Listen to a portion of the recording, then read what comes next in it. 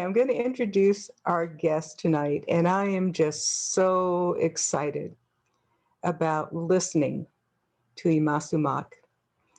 Mason, I think, is going to put everyone on mute, and we're turning the chat off during our presentations so that we can all focus and concentrate on them. The first time I heard Ymasumac was on Baha'i Chat, and that's Baha'i.chat. Look it up. They have an awfully wonderful series of presentations that they do. And they're usually on the afternoon of ours, which is just great. But I heard Ymasumac there. The topic was not love, but that is what this woman preached on. Oh my God, she just moved me. My heart just swelled. Now you're gonna have to live up to this again, Ymasumac. I'm sorry. I just thought about that. But truly, she just moved me to like nothing I could say.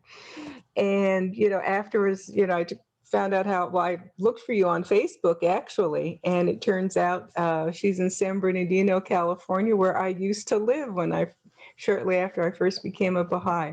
So we've never met in person, but I couldn't think of a better person to speak on this topic than Ymasumac. And let me just share briefly her bio if you didn't have an opportunity to read it. She's an educational consultant, an intuitive life coach, a university lecturer, and writer. Her ancestry comes from the Quechua people of Bolivia and pilgrims of New England. Culture, language, and politics thread throughout her work with strong cords of spiritual energy interlacing her words.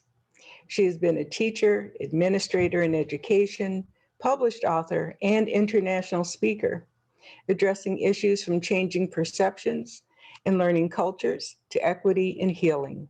She is currently exploring storytelling as a tool of transformation and how to create a mindset characterized by humility.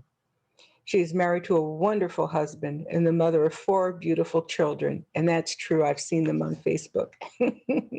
Welcome, Ymasumac, and we'll turn it over to you now. Thank you for coming. Thank you so much. Oh my gosh. This space is so welcoming. I'm learning so much from you, Sherlyn. I'm very impressed. I'm taking notes. I'm like, okay, say everyone's name, acknowledge them. It does so much. So thank you. And the prayers, my goodness. Wow. Yeah, it's very, very not only uplifting, but it creates an environment. And I'm very grateful for that. We're trying. Thank you. Yes. So I'll share my screen in a moment, but let me just introduce myself again. I always like to make sure I say my full name every time I introduce myself.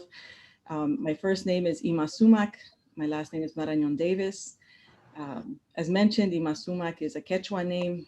My father's side, which is in South America, so we called it La Cordillera de los Andes, right? It's the mountain range of the Andes. And that's Bolivia specifically is where my father's from. And then my mother is from New England of English and Irish ancestry. And so they've been in this country 2 years since the pilgrims landed. So it's quite a combination. It's quite a mix to walk with that in the world. And I had the blessing as a child to live 5 years of my life among the Mayans in southern Mexico. It's what's known as the Yucatan Peninsula, but the state specifically was Quintana Roo. And so I always say soy un poco mexicana de corazón because that beautiful country nurtured me and raised me as well. And so thank you so much for allowing me to be here. So with that, I'm going to share my screen. And as I kind of begin to share, I want to make sure that I say that as everyone else here, I consider myself a collaborator in learning. So I'm just contributing some of the learning I've had. I will definitely say that transformation has been kind of a part of my blueprint. It's part of the way that I was designed. And that's since I was a small child. I think that's true of all of us. I think for some of us though, maybe that force is stronger and asks it of you early. So I began my very conscious kind of transformation work. I would say it began when I was 8 with dreams, and surely at 15 when I made a choice. And I said, I got to dive in and figure out what's going on inside of me, because I need to create some changes in the way that I see myself in the world, the way the world sees me. And so I've been doing this healing work for about 30 years now, and you're going to see that embedded. I also include a lot of how the Baha'i faith has transformed my life. And so with this idea in mind, this first slide really, I always start with this as my kind of frame that I walk into, because Baha'u'llah is very clear here. And I don't know if we have some friends that are listening in, and so I'm going to read quotes. I generally don't read my slides, and I definitely will not read all of these, but the quotes I will try to read. So this one from Baha'u'llah says, "Is not the object of every revelation to effect a transformation in the whole character of mankind, a transformation that shall manifest itself both outwardly and inwardly, that shall affect both its inner life and external conditions." Right. So, I mean, with that, it pretty much, Baha'u'llah is saying this, every revelation that comes, its intent is to transform the world, and the Baha'i faith is no different. And so that's kind of the kind of the frame that we're walking into, right? With this understanding that transformation is really what we're here to do. And so if that's the case, then what I want to do is learn about how does love really become the force that transforms my life. And this is something that I've had a great deal of opportunities to learn about, and I will share more as we continue forward. Recently, the Universal House of Justice, which is the highest administrative body for Baha'is, as we do not have clergy, they sent a message on July 22nd of this last year, 2020. And I want to read this message, or just part of it, because it's quite profound in what they're asking us to think about. And they say, ultimately, the power to transform the world is affected by love. Love originating from the relationship with the divine. Love ablaze among members of a community. Love extended without restriction to every human being. Now, to me, when I hear that, in particular that last part, I don't know about you, but love extended without restriction to every human being is quite the tall order. That's a standard that I have to work on daily, right? And so this is how love becomes this force, right? Because we are asked to love at that level. And that's going to ask me to remove any obstacles that are getting in the way of that. And in the kind of healing work that I've done, those obstacles are not you. Those obstacles are me. Those obstacles are something inside of myself. And generally there's something that is not true, right? A prejudice I hold, a bias I sustain, and that's keeping me from being able to extend my love without restriction to every human being. And that's the work. That's the work that I have to engage in. And I'm going to share in particular one tool that I use in order to do this exact thing, because it can be very, very difficult, at least for me. It's something I have to constantly reflect on. So with this in mind, I want to talk a little bit about, this twofold moral purpose that in particular Baha'is have been engaged in. And the twofold moral purpose, and there's a lot on the screen. I apologize, I generally don't put so much text on, but again, I want to make sure that you know the source of where this comes from. That this is not alone Ima's ideas. She's able to garner some insight from this wonderful revelation that Baha'u'llah has given us, that has given the world. And so in this twofold moral purpose, we're asked to first look at personal transformation and collective transformation, right? Now, these two do not, it's not that I do one and then I do the other, right? They actually support each other, but they each have distinct qualities about them, and they each have distinct responsibilities, right? And so when I think about, the twofold moral purpose, one of the things that I think about is at the individual level, which is the personal level, right? I need to pay attention a great deal to my inner reality. And in the West, we have not been trained to do that. That is not something that, we're generally taught. And to pay attention to your inner reality means really being mindful of what are the narratives that are running up and down inside of you, right? When something happens to you, there's often some subconscious messaging that is going on. And the more that we spend time inside of that inner reality, that messaging can become louder, which is good. Because you want to hear what that messaging is, because often it holds false narratives about others and false narratives about me. And so I want to root those false narratives out, right? And so this asks me to spend a lot of time learning and developing capacities of inner reflection, right? Taking personal responsibility, and then contributing. It's important, right? There's a in one of the teachings of Baha'u'llah is, he talks about universal participation, that every human being has a right to participate in being able to express their ideas to the world, right? Equally in value.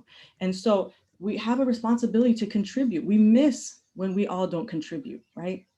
And then, take these same concepts, but think about them now at a macro level, right? So at a macro level, we're talking about transformation collectively.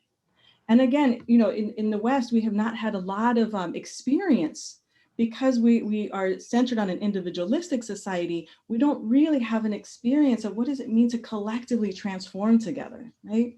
Now, it doesn't mean that other societies have nailed it necessarily, because remember the first slide, everything in the world needs to transform. But however, they may have, again, something to contribute to this learning for all of us, right? And so at the collective level, we're talking about transformation as a society, right? And one of the wonderful qualities that in particular Baha'is are learning about is this concept of this learning mode, that we're in a learning mode that requires certain attitudes when you walk into something with like another individual, right? So if I'm collaborating with somebody, I want to walk in with a learning mode that asks me to be humble, right? Do not assume that I have the answer. I can contribute my thoughts, but surely I don't have the answer, right? This learning mode asks me to be willing to accompany each other, right? So I can walk with somebody for a given amount of time where we can learn from each other, right? And this learning mode also asks me to reflect on what patterns am I developing that are new, right? Not only for my own self, but with others, right? And so again, at the individual level, there's a lot of personal, but then at the collective level, there's also that transformation element happening. And I think about this concept of reflection. If we practice this, we reflect a lot on our inner reality, and that's a practice that often is one that we do alone, right? However, we can reflect collectively with others as well, right? If I engage in some kind of activity or something I'm doing, often even, when I do these kinds of talks or conversations with others, I ask some friends, who join, would you be willing to reflect with me later, and let's reflect on how did that conversation carry out? What else could have advanced that conversation, right? And so that reflecting with a group, right? Everyone in the group then gets stronger, right? We all get stronger collectively. And so that's a different kind of way of learning with others. And so this transformation can happen individually, but it can also happen collectively, right? With this idea in mind, there are different responsibilities according to who is transforming, right? So again, at the individual level, right, it's very personal, right? If you injure me, I have to then go into my inner reality and ask myself, how will I respond to this injury, right? It's a personal response, right? However, if an institution injures me, then the response is different, because at the institutional level, it is responsible for safeguarding the community, right? It's responsible for securing the rights of the community first, right? It stands for justice and it educates the community. And so because the institution has that level of responsibility, if an institution injures me, then I must address it with another institution, right? Because they have equal responsibilities to each other, right? And so in this way, then, when it comes to things that have to do with justice, right? As an individual, my response may be very different than if I'm doing it as a member of an institution, or if I'm not a member of an institution, but an institution injures me, I can seek the help of another institution to address that injury, right? And so you can see that, even though this, the response is different, if you've read the quotes that are below here that are accompanying this, even the institution must do this, right? From a place, I would say from a place of love. The Abdu'l-Baha says the community has no ill will and rancor in the infliction of punishment, and it does not desire to appease the anger of the heart. Its purpose is by punishment to protect others so that no atrocious actions may be committed, right? And so at the institutional level, when someone's behavior is corrected, right, it's not done to demean them. It's not done to, to make them less than a human being. It's done to educate them. It's done to correct their behavior. And of course, if you have any experience with any of the current institutions that try to correct behavior, we know that's probably not the posture they're carrying, right? They definitely mete out, different punishments, but the way that they're meting out these punishments is not done with an idea to build up that human being. Rather, it's often done to be punitive and bring down the human being, right? And so in this way, we see that even the institution must carry within itself this way of doing things with love, these qualities that allow it to do this with love, right? So before, and I'm going to pause just, throughout, because I think there's a lot that gets shared, but maybe I can just pause here briefly to see, if there's any questions or even comments, maybe just one or two, and then we'll continue. Right. And if you'd like to ask a question now or comment, please just put your name in the chat and I'll call you from there. So whoever gets in there first.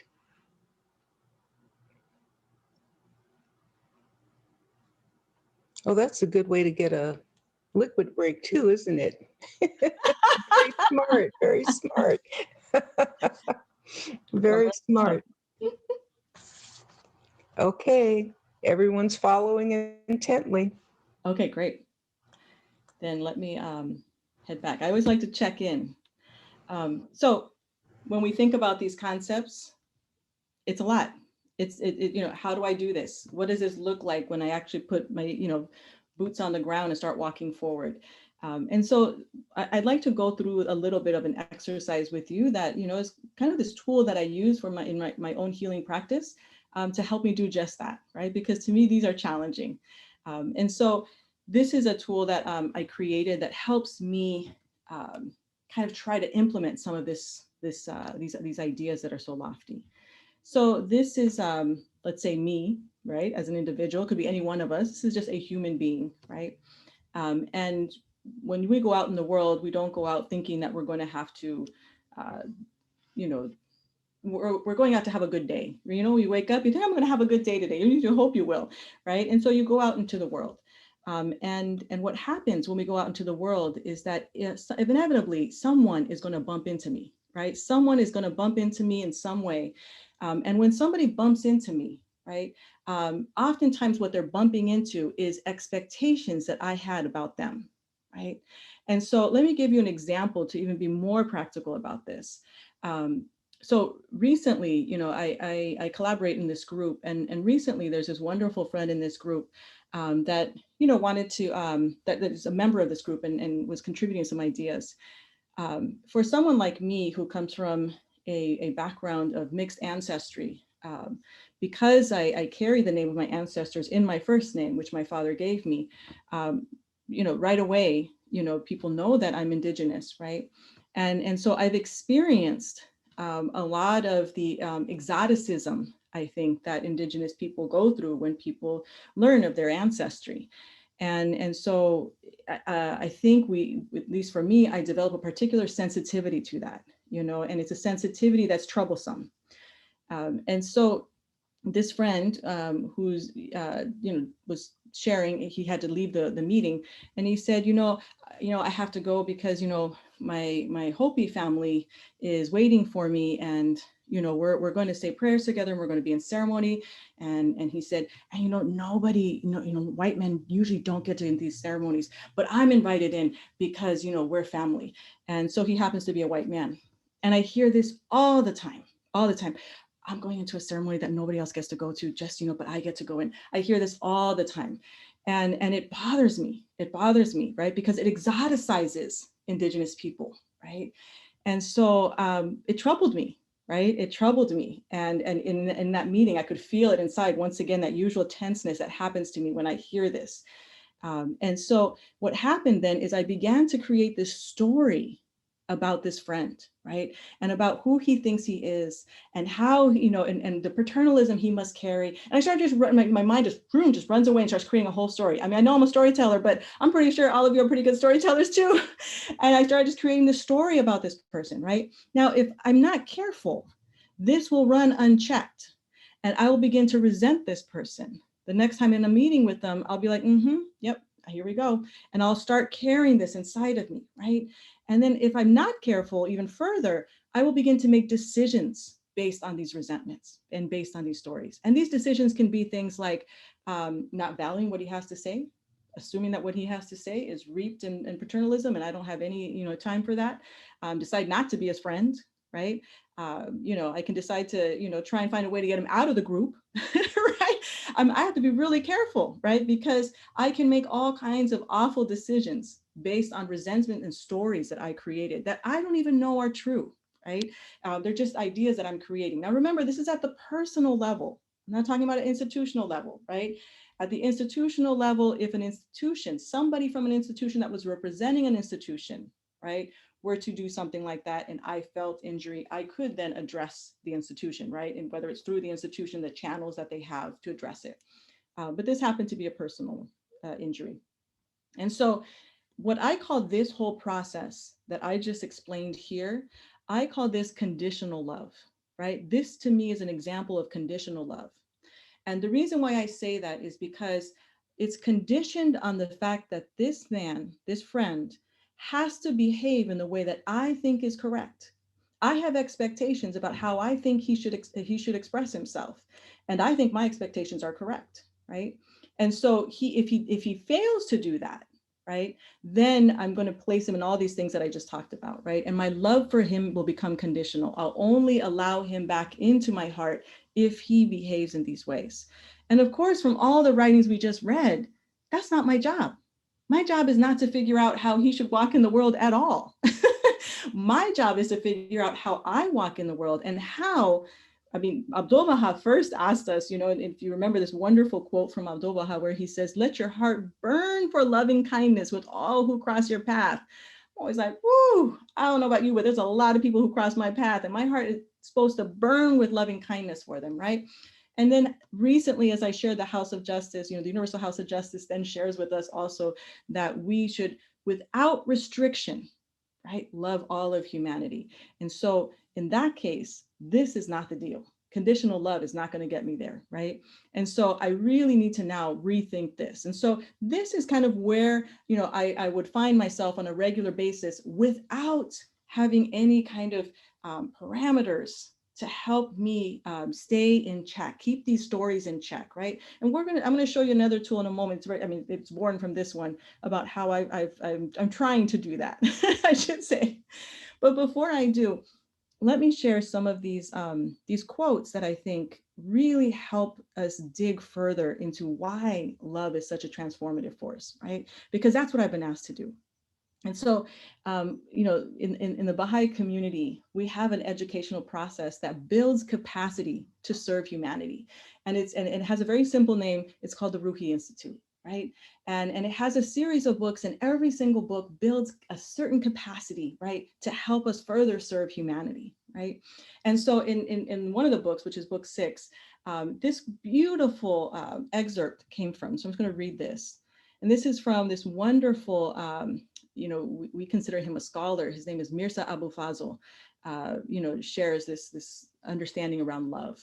And he says, so a person who wants to create love within himself must test himself and see if he meets all the conditions of true love.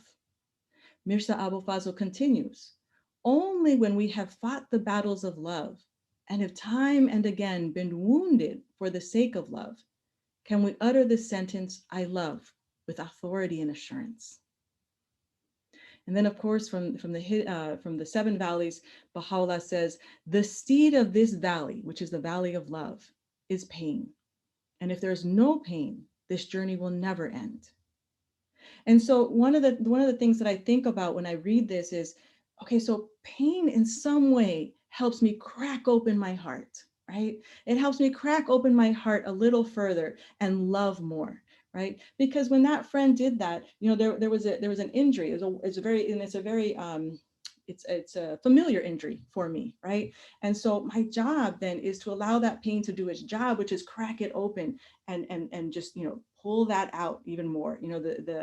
For people of color, we have, because of the level of injury that's happened in this country, often what we experience is the suspicion around others. I'm not sure that you really are as honest as you say you are. And I've got to kind of be on guard about this, right? And well, of course, that's going to get in the way. It's going to become an obstacle to loving you, right? I mean, I don't really have to worry about whether or not you'll ever love me. My job is to figure out how I'm gonna love you, right? And that's kind of where I need to stay. And so these wonderful passages here help me with that, right? And then, this wonderful, wonderful excerpt from this quote from Shoghi Effendi, who was the guardian of the Baha'i faith and the grandson of the Prophet founder Baha'u'llah. He shares this wonderful way of thinking about these struggles that we all face, and the one that I just described that I have been through, right? And so he says, life is a constant struggle, not only against forces around us, but above all against our own ego. We can never afford to rest on our oars, for if we do, we soon see ourselves carried downstream again. Many of those who drift away from the cause do so for the reason that they had ceased to go on developing. They become complacent or indifferent and consequently cease to draw the spiritual strength and vitality from the cause which they should have. Sometimes, of course, people fail because of a test they just do not meet. And often, our severest tests come from each other. Certainly, the believer should try to avert such things, and if they happen, remedy them through love. Whew.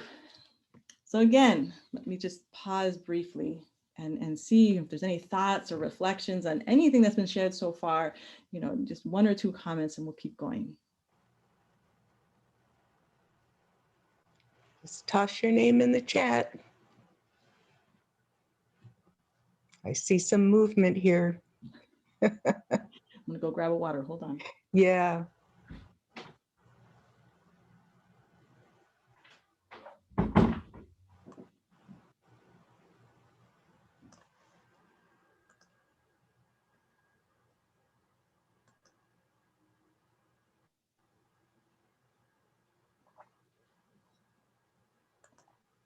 Okay, great.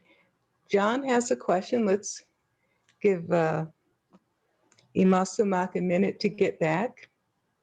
And you will be first up, John. I'm back. Okay, great. John, go ahead with your question or comment. First, heartfelt thanks to your beautiful spirit that attracted this truth and has shared and reflected it to us. For me, this reflects on something I've experienced within the last 2 to 3 weeks. And I kind of like it to peeling an onion. It will make your eyes water. And the true inner essence of an onion, we peel one layer after another, is absolutely nothing. But it's a process that we go through.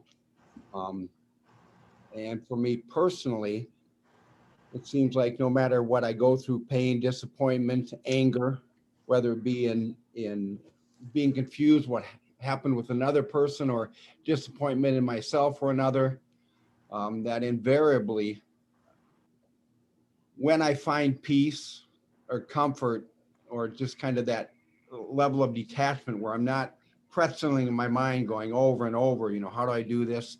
whether it be mentally, intellectually, or in prayer, or even in sleep and dreams, and then awakening the next morning.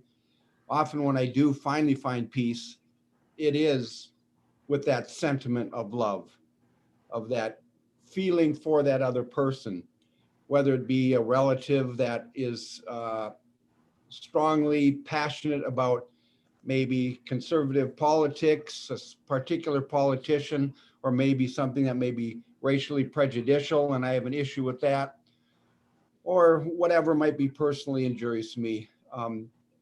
My efforts often bring me to love. When I finally find peace, it is in loving that other person. But it's very much a stumbling block while I'm going through it, but it becomes a stepping stone for my growth once I get beyond it. So I don't know if I'm more than anecdotally sharing, but I really appreciate, because what you are sharing tonight for me is reaffirming. It's giving me a story, a feedback loop that is positive and helping me to be a stronger and better being for my fellow man. So thank you. Tony, James? Yes. You know, the slide that was just before this one about when you extend yourself with love, you kind of be, what I got out of it is you expect to be injured. It's from the Valley of Love and the 7 valleys and the 4 valleys, if I remember right.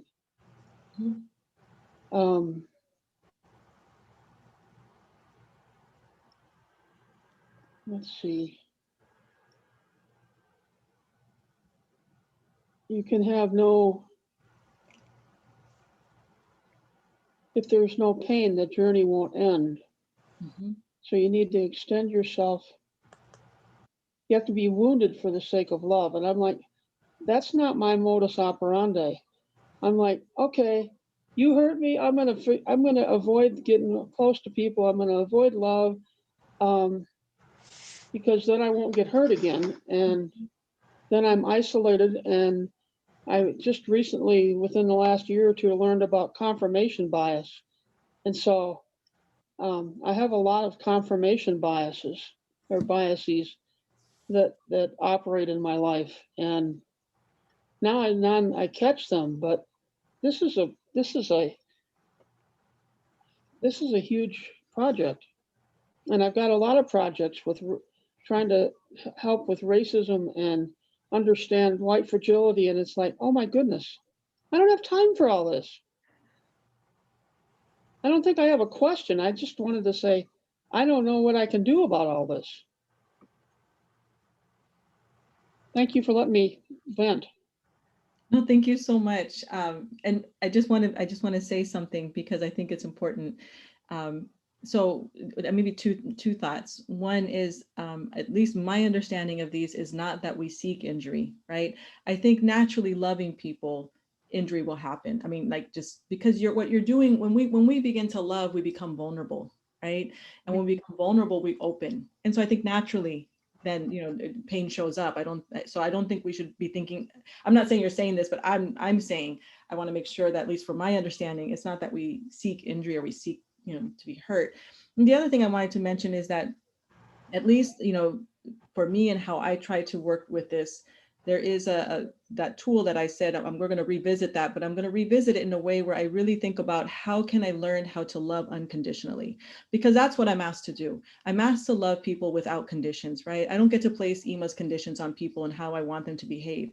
I get to love them for who they are and who they're showing up in the world, period. And if I can't do that, I love them because the Creator created them, right? At the end of the day, that's kind of my go-to. Well, Creator decided they should be here, so I got to figure out how to love you because the Creator decided you should be here. And that's kind of, you know, my end result, because ultimately it's true, you know, and what I find is if I stay in long enough, I'm so happy I do, because then I find out, oh, I'm so glad the Creator thought you should be here, right? So many wonderful things happen. Thank you. Do you have time for one more? Maybe one more. Okay. Amir, would you like to go ahead and ask your question, please? Yeah. So I think, first of all, thank you for this presentation and getting us thinking about how to love. When I'm thinking about it, this to love everybody unconditionally, as you just said, it makes, when you love people unconditionally and everybody, it makes you vulnerable. And some people tend to exploit that vulnerability. And when you take off all your guards, that exploitation is dangerous, and it often happen in a religious context. If I can give example, there is a prophet from in the United States who, I won't say her name, but he tells her followers that she has a bank account somewhere in heaven, and when they reach heaven, they will be able to collect their investment. And she asked the people who follow her and love her and so on to give all their all not all, but a lot of their possession to her.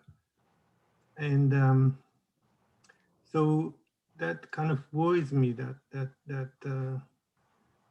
situation, and I wonder, how do you protect yourself and yet still love everybody?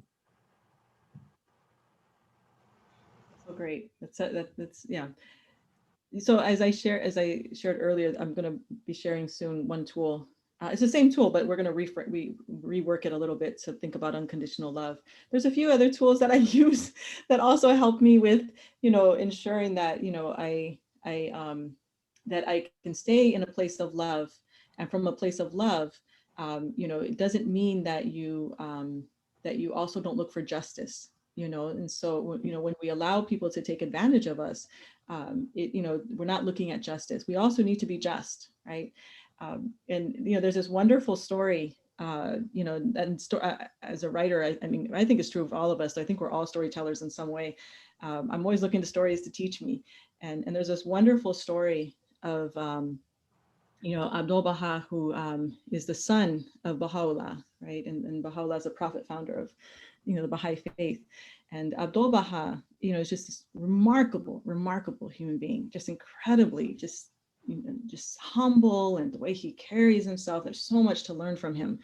And one of the things that he would often do, every day actually, he would go out and serve the poor, those who were without a home, or those who were in need. He would be with them, and he had a time that he did this every single day.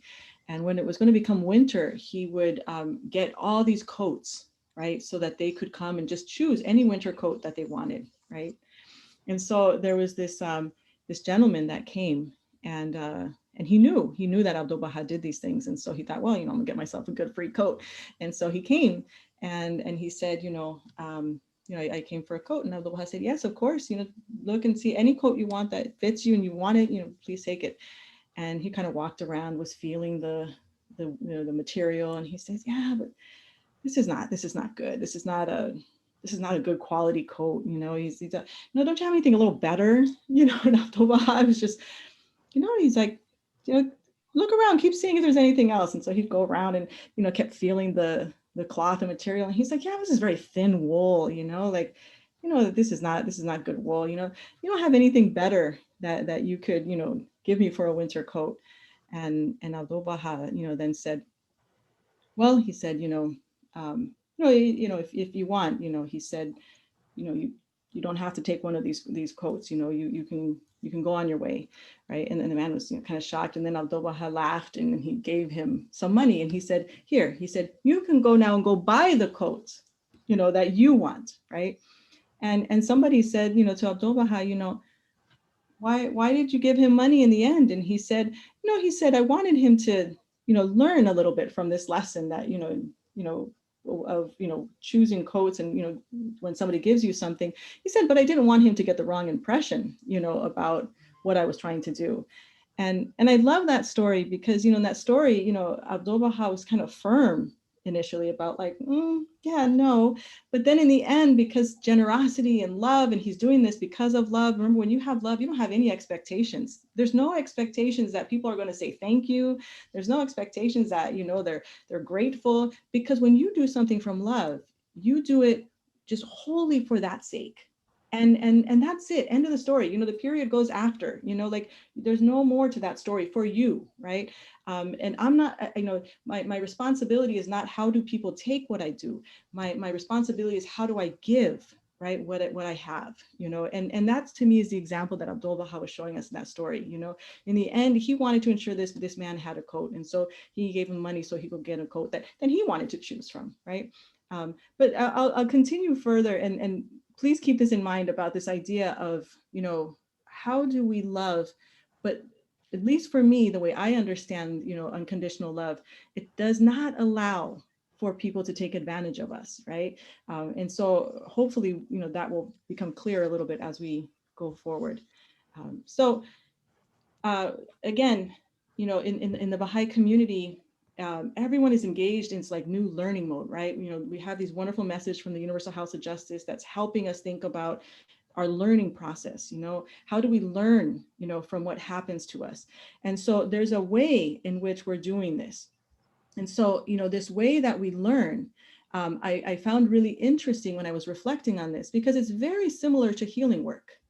So when you engage in healing work with someone, right, and at the individual level, usually you have accompaniment of a healer or somebody who's walking with you. It could be a therapist, it could be a healer, whatever it is.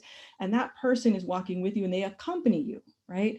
And you reflect with them about what's going on in your life. You share with them, this is happening to me, and right. And so then they reflect with you, right? And maybe, they will take some learning that they've had, and they will bring that into that space, right?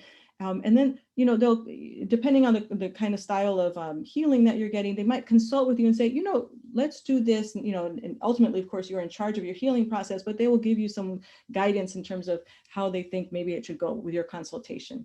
And then they'll say, okay, go this next week, see how it goes, and then we'll meet again, the next week and reflect again, right? And so you're doing this every single week, if that's the pattern you're developing, right? Every single week with this healer.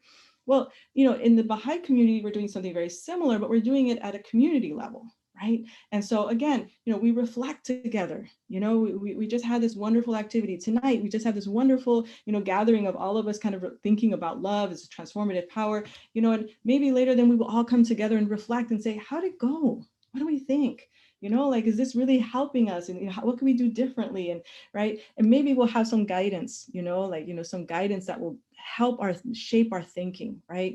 Having guidance helps shape your thinking, because leave Ima alone to her own thoughts and, we can get in trouble. But when I have guidance, it helps me, right? Deepens my thoughts. Consulting with all of you will make me richer, right? If I do it all by myself, I'll get some ideas, but if I'm doing it with you, I get more insight, right? And then we'll say, all right, let's do this again next month, see how it goes. And then we'll go out and do it again and then come back and reflect, right? That's a learning process, right? And if you do that again and again, it develops these new patterns in you of growth, right? Because when you reflect, it's a powerful tool of growth. In the West, there's a lot of research on the power of reflection, right? And that's why journaling is such a powerful tool of healing.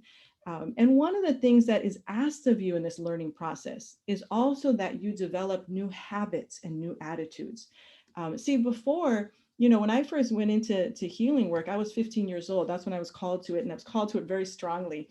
I saw a few friends in here who knew me pre-15, and how I was pre-15. Specifically, I'm looking at Diane, because bless her heart, she saw me when I was 13, and what a mess.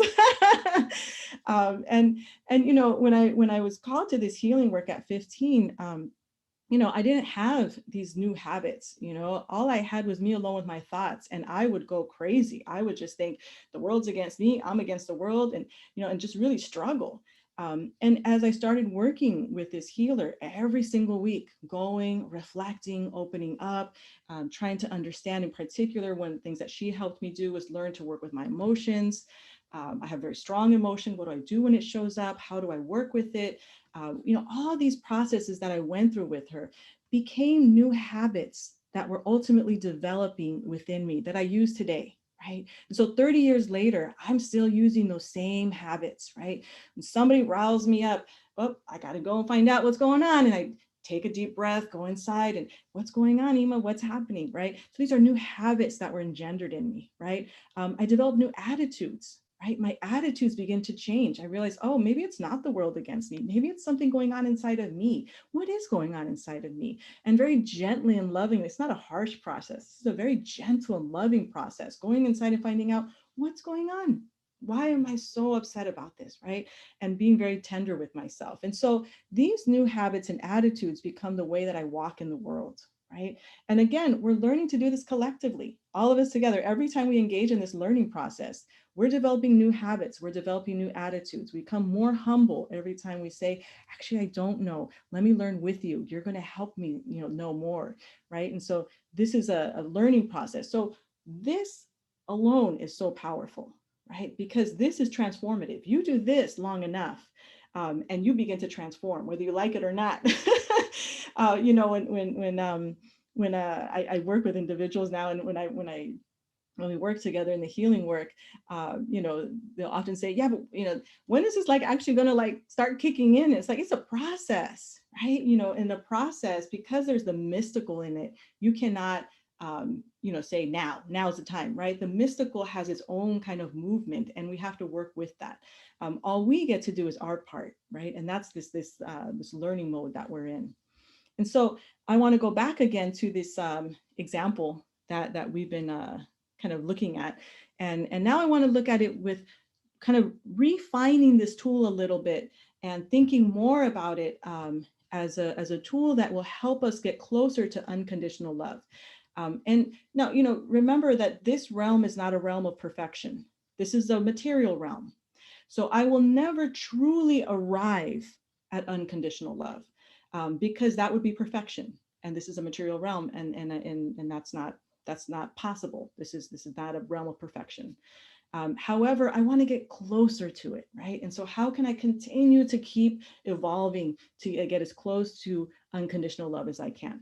So with that idea in mind, here we are, each one of us, this wonderful human being. Now you'll notice there's some circles in the center, right? And I'm a big believer in universal medicine. What I mean by that is I believe all medicines should be at the table equally, and I try to access all of them equally. And so as we know from ancient Chinese medicine, which is 5,000 years old, so surely they have learned something that is powerful and beneficial to us.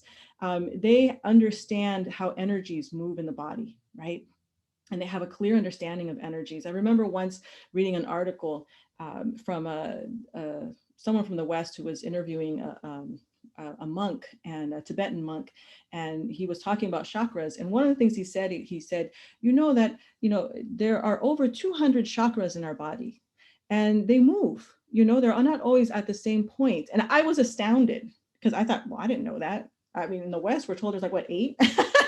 And they always have specific places right here, right? But what we do know is that one of those places of energy that moves through us is right at the core of our being, right in the center, right? And they call that the seat of truth. And that's kind of like your place where you go to when you want to come back to the truth, right? And so that's what you're seeing with that circle, okay? And what I believe is that we all are born with this wonderful capacity to serve the world, and everyone's capacity is different. We don't know each other's capacity, which is great, so we can't say they've got a lot of capacity and they have none. We have no idea, right? And so we just know we have capacity, and ours is to develop it, right? And so this is what we walk into the world with. Like everyone else, go back to that same scenario I gave. I'm in that meeting, just trying to have a good day, and then I'll walk in, and once again, somebody says something and it riles me up, right? Because I have expectations, and these expectations are not conscious. I am not thinking about this in the meeting. It just happens, right? And suddenly, this is brought up again. Once again, this exoticism, that I feel that it's exoticism around Indigenous people, and I'm riled up. Now, it may be appreciation from their position. From mine, it's not, right? And so what do I do differently now, right? Because before, unchecked, I'll begin to create a story. But now what I have learned is I need to come back to my power base. My power base is inside of me. That's where my power is. My power is inside of me, where my capacity is. And I need to take a deep breath and come back to the truth of who I am, right? See, one of the reasons why exoticism is so troublesome is because when you get that from the entire time you're growing up, when you hear that again and again, it impacts the way you see yourself, right? You know, you begin to see, at least for me, it began to make me feel like I was a museum piece, you know, and just something to be, ogled at. And it was very uncomfortable, right? Because you become objectified. However, that's not the truth of who I am, right? The truth of who I am is actually very wonderful and very powerful, right? And so when I breathe back in, I'm like, oh, right, this is this beautiful creation the Creator created, right? Then love can come back in, right? Because I take that deep breath and I come back to the truth of who I am, and I know who I am is pretty remarkable. And so, right, love can come back into the room. Love can come back into Ima, which is desperately needed, right? And then at that point, I can begin to ask myself questions like, what's the spiritual principle that I felt was threatened, right? And what is in my power to preserve it and support it? See, there's not a whole lot, we think we're really powerful, right? We think that I can, just reach out and tell people how, they should be doing things in their lives. It's not true. My greatest power is being able to really empty out who I am so that the Creator can use the tool that He created, right? And so when I focus in on this question, that becomes my boundary. That becomes the line. And that's what you'll see when you see this kind of like little white line around, that's my boundary line. That protects me, and it protects the world, because the spiritual principle that is being threatened, that's the one I want to reinforce, right? And so in this case, in the story that I shared earlier, the spiritual principle, I think one is the oneness of humanity, right? And so what's in my power to preserve it? Right? How do I reinforce the truth of the oneness of humanity, right? And so in that moment, right, one of the ways that I can reinforce the truth is not only to not allow that to diminish me, right, but to show up with more love, right?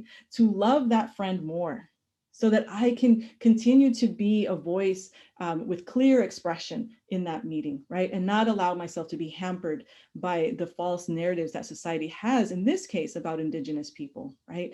And so that allows me to reinforce this spiritual principle. So when developing unconditional love, right, my responsibility is inside this box, right? Inside this box here. And what is around me is the guidance that I gain, in this case, from the Baha'i faith, right? It could be any guidance, Jesus Christ, His teachings, just these wonderful guidance that keeps you focused and centered, right? And in that, I say that this guidance protects me, but it also protects the world. And the reason I say that is because, without that, then I can go unleashed, right? And so all of my incredible capacity I can use to diminish others, right? I can become angry and say, I'm so tired of being exoticized. I'm so tired of, why do you think you're so special? I can just go on, right? And I become unleashed, right? And how does that serve anyone? That's not going to serve him. It's not serving me, right? There's nothing that will change at the end of that conversation. If anything, we'll become more distant, right? And so instead, my responsibility is in here, right? How do I keep remembering the truth of who I am and magnify that to the world, right? Because that's what the Creator has asked me to do. He has asked me to use my capacities to serve humanity and to love others. That's a lot of work. That's a lot of work. That's enough work, right? Then to figure out what everyone else has to do. And it protects everyone else, because then I'm not out here trying to manage you in your life, which is good news for you. You wouldn't want me to do that, right? So this is how I use this tool. And every time a situation comes up, one of the first questions I ask myself is, what's in my power? What is in my power in this moment to do something? Sometimes it is in my power to say something out loud. If I'm serving on an institution, I do get to say something out loud, right? In particular within that institution. If I am, if I am serving in a position that needs to safeguard others, like at the community level, then I do need to say something out loud, right? I can still say it with love. I don't want to say it from hate. I don't want to say it from rancor or envy or anger. I want to say it from love, because love is powerful, and love alone is that force that will make a statement in a room, right? And so that's what I want to do. Whatever it is, it has to come from in here, and it has to come from love. If it doesn't come from love, it's dangerous. And it can cause a great deal of harm, right? So let me just pause for a moment, because I know this tool sometimes can be a little bit confusing, or and just see if there's anything to clarify, or any thoughts or comments on this. Okay, friends, you know where to go.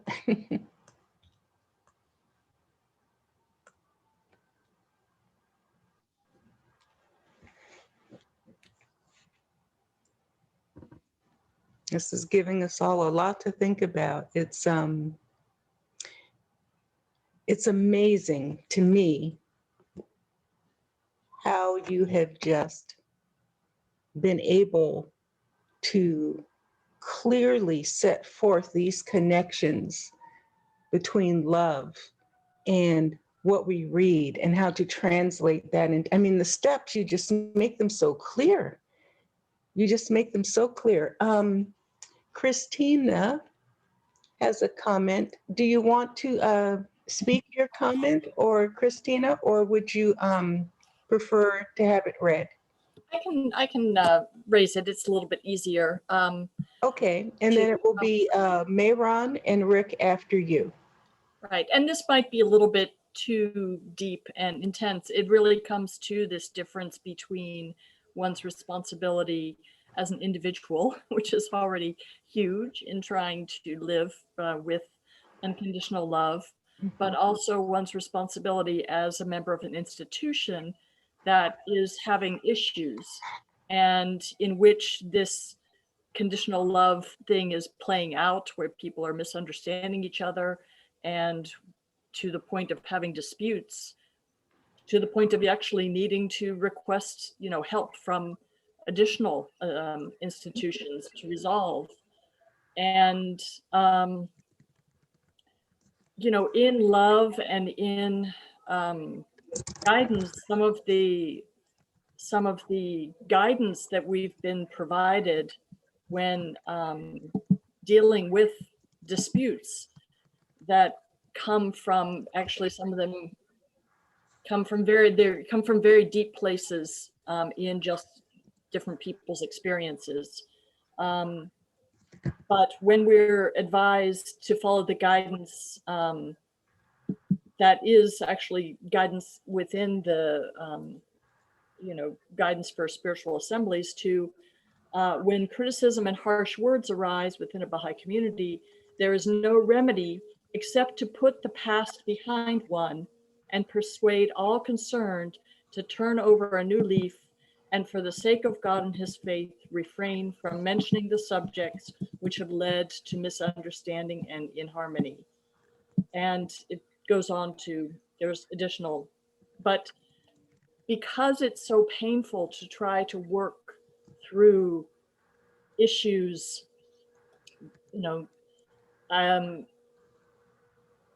the community, even when given the opportunity to try to explore the issue more deeply and reconcile the two parties, basically said, well, we just have to leave it and move on. And actually, the test has come back to hit us again, because we all know if you fail your test once, you get it again. And so just trying to deal with that kind of guidance of, well, we just have to put it behind us, when the individuals are still so hurt that they can't work together anymore. And really, it's affecting our whole community, especially our so, I mean, that might be a little bit too much to put out there for this kind of a group, but I just wonder how to, what is the place of this guidance of, well, you know, there's no remedy except to put the past behind us, but we need to heal. How do we heal if we put the past behind us? Yeah, no, thank you. Thank you for sharing that. Maybe if I can just say a couple of things. I've been really, really blessed to be able to have served and learned so much from serving on what's called a local spiritual assembly. And so a local spiritual assembly is at the, for Baha'is, it's when there's more 9 or more Baha'is in a community. We elect 9 members from the community to form a local spiritual assembly and kind of guide the community, right? And so I've been and I say so blessed because I've learned so much from serving on an assembly. And so one of the things that I remember thinking about this in particular and serving on one of the assemblies I was on is Abdu'l-Baha has these prerequisites before you consult, right? And consultation is when we all get to freely, you know, offer our ideas to, like, you know, try to address something, right? And what he says is that one of the, he has a few, but one of the prerequisites is absolute love and fellowship, right? And so one of the questions I remember asking myself is saying, do I have that? Do I have absolute love and fellowship for all 9 members, or I guess 8, because I'm one of them too, right? And if I didn't, then that's my job. It's not their job to get me to fall in love with them. It's my job, right? And so I remember really setting out to do that. And of course, when you set out to clear out your heart, I think the Creator, you know, takes you on. He's like, ah, yes, you want to do this good work. And so then you get more tests and difficulties, right? At least I do. And so it became even more challenging. But I was real committed to this. I was real committed to this idea of learning to love unconditionally while serving on this institution. And it was really wonderful, because the more I did, the more I found that the less I focused on those friends and what bothered me about them, and more on how am I contributing? Am I contributing from a place of love, right? And things softened. And so that, and really, I don't know that anyone ever really changed. I think it was more that I was able to change, right? At least in my own experience. And so that's one thing I wanted to offer, is that something that I try to do that every single time. If I'm asked to serve on anything, you know, and that's anywhere in the world. If I'm asked to serve on an organization, a committee, a team, I'm always, my first thing is I need to fall in love with all these friends. Because if I don't fall in love with them, we're gonna be in trouble, because they're gonna bug me at some point, and I need to be able to forgive them. So that's one thought. The other thought, in terms of that quote, right, which says, there's nothing to be done, to be able to release the past and move forward. And one of the things I think about that, and in particular, I think about this within the context of racial prejudice, is there, if you know anything of the history of what has happened to people of color in the Americas, all up and down the Americas, it is so horrific. I'm shocked that human beings could be so debased. I remember, I did a lot of learning in this. I didn't grow up in this country, and so when I came here, I spent a lot of time reading books that many elders told me to read, elders in particular from the Native community. And when I read about how these beautiful Lakota toddlers were used as target practice, it was shocking to me. Shocking. I said, who does that? That's insane. And so when I think about this, there is nothing, there's absolutely nothing anybody could really do to remedy that. Right. So for us to try and remedy that, to make that, somehow become absolved, it's not going to happen because it's too horrific. And so that has to be left between, whoever engages in that and however that develops, and the Creator, because that's beyond me. I certainly can't figure out how to absolve that. So because of that, and because I feel so strongly about that, I know that my focus is, how do I develop new institutions, new centers of learning, new community, where we're learning how to center the oneness of humanity, where all voices get to participate equally, That's what I'm really interested in. Now, it doesn't mean that I ignore what's happening, because I don't. Like I'm sure many of you, when I took some time, I finally took some time towards the end of the day on Wednesday, and saw what had happened. I cried. And the reason I cried is I didn't know what to tell my children. I didn't know what to tell my 21-year-old son, right? Who once again is going to see a whole community get away with something that he knows that nobody in his community ever got away with, right? Because my community, my son's community, is also African-American. And so it's so painful, to see that again and again. And so when and that evening, thank goodness, one of our auxiliary board members said, just a few of us are going to pull together and say some prayers and, just kind of check in. And I didn't know what was going to happen when that wonderful friend, pulled us together. And an auxiliary board member is, somebody that's appointed in the community to really help nurture the community, right? And so we all came together online, and he was so wonderful. He said, just how are we doing? And I opened up. And I shared exactly what I shared right now. And I cried. I cried when I shared. My husband was on that call, and and my mom, and I just, I shared how painful that was. But when I was done crying, I was able to move forward, because I released that. And I had a group of loving friends that listened and acknowledged.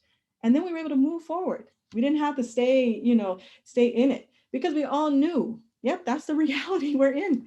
And this is why this work is so important, right? And so I'm just offering that as one experience that I've been able to have. And in terms of this idea of, how do we, kind of absolve what happened in the past? I don't think we can. I just think it's too horrific. I don't think you can.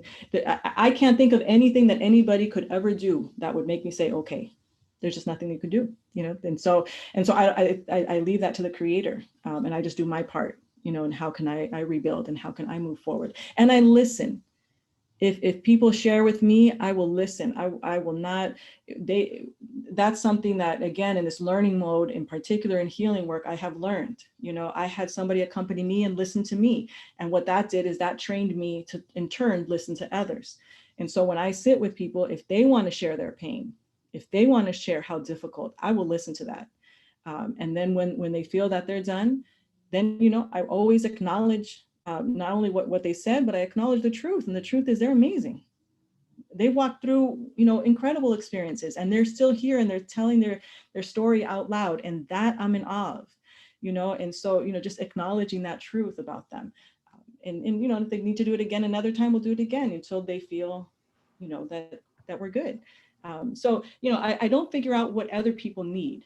Right. I figure out what it is I need, and I move forward, and then I'm present for other people. And I try to be present without expectations of how I think they should behave, because that then puts me almost in this God status, right? Like as if I somehow have the right to decide how other people should behave. I don't, right?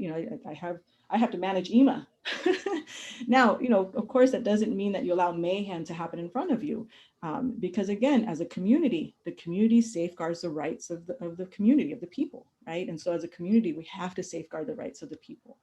So I'm not saying that either. So we have to make sure we don't become dichotomous in thinking that if you do this and you don't do this. It's not true. It just depends on, is it a personal, or is it at a community or institutional? Because the response is different.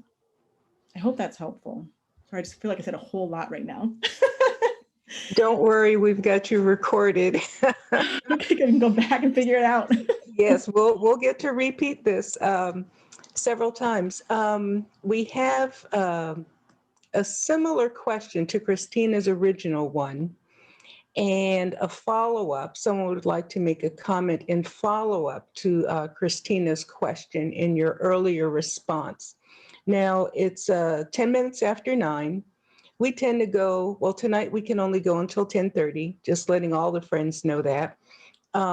So you tell me if you'd like to take or can take these other questions right now, or if you think you should get now. And some of the friends do have to leave at 9:30. That is our planned program time, if you will. So do we have time, do you think, for these additional questions and comments, or should you move on? Maybe if it's okay, we can continue on a little further and keep these ideas in mind. And we're going to look at a few more quotes and see if that helps with some of our thinking. And then we can come back, or if they, if they've evolved or expanded, we can do that too, or if others come up. Okay, great. Okay. So, so with these ideas that we're all reflecting on in mind, this wonderful quote for me truly stands out, right? Because this is a new day. It requires new tools, and we need to develop a new race of men, right? New race of humanity. So I'm going to read this wonderful quote from Abdu'l-Baha. He says, "That which was applicable to human needs during the early history of the race can neither meet nor satisfy the demands of this day, this period of newness and consummation." He continues, "Man must now become imbued with new virtues and powers, new moral standards, new capacities. The gifts and blessings of the period of youth, although timely and sufficient during the adolescence of mankind, are now incapable of meeting the requirements of its maturity." And we can't forget that we're moving into the stage of humanity, which is the stage of maturity, right? And so, if we think about at the individual level, when you make that movement from adolescence into maturity, it can be challenging. I have a 21-year-old who's kind of like in, and that's challenging, it's, this, and then, but moving into this, and, it's this in between. And that's kind of where we are collectively as human beings, right? In our own evolution, and so I think that helps us to keep thinking about, well, if this is about transformation, then whoever I am, or wherever I'm going, has to be drastically different than who I was or where I've been, right? Because if it's not transformation, right? This is not just change. This is not just adjusting. This is transformation. And transformation means you evolve into a new self. You become completely different. That's why I kind of mentioned about, having, this, wonder, I consider her an elder in my life, though you wouldn't know she's an elder because she looks so young. But why I, wanted to acknowledge Diane being here, because, when you see someone who you've seen, at 13 years old, and you see who they are today, she would testify how different, and that's transformation. You want that transformation, right? You want that kind of evolution to happen. And so that's where we're at as a humanity, right? How exciting, that we get to develop these new capacities. And so with this in mind, and I feel like I stress a lot about, the individual responsibility, I want to look a little bit more at the collective. And I have to say, I think this is an area we're still learning about. This is not an area that we're very strong in.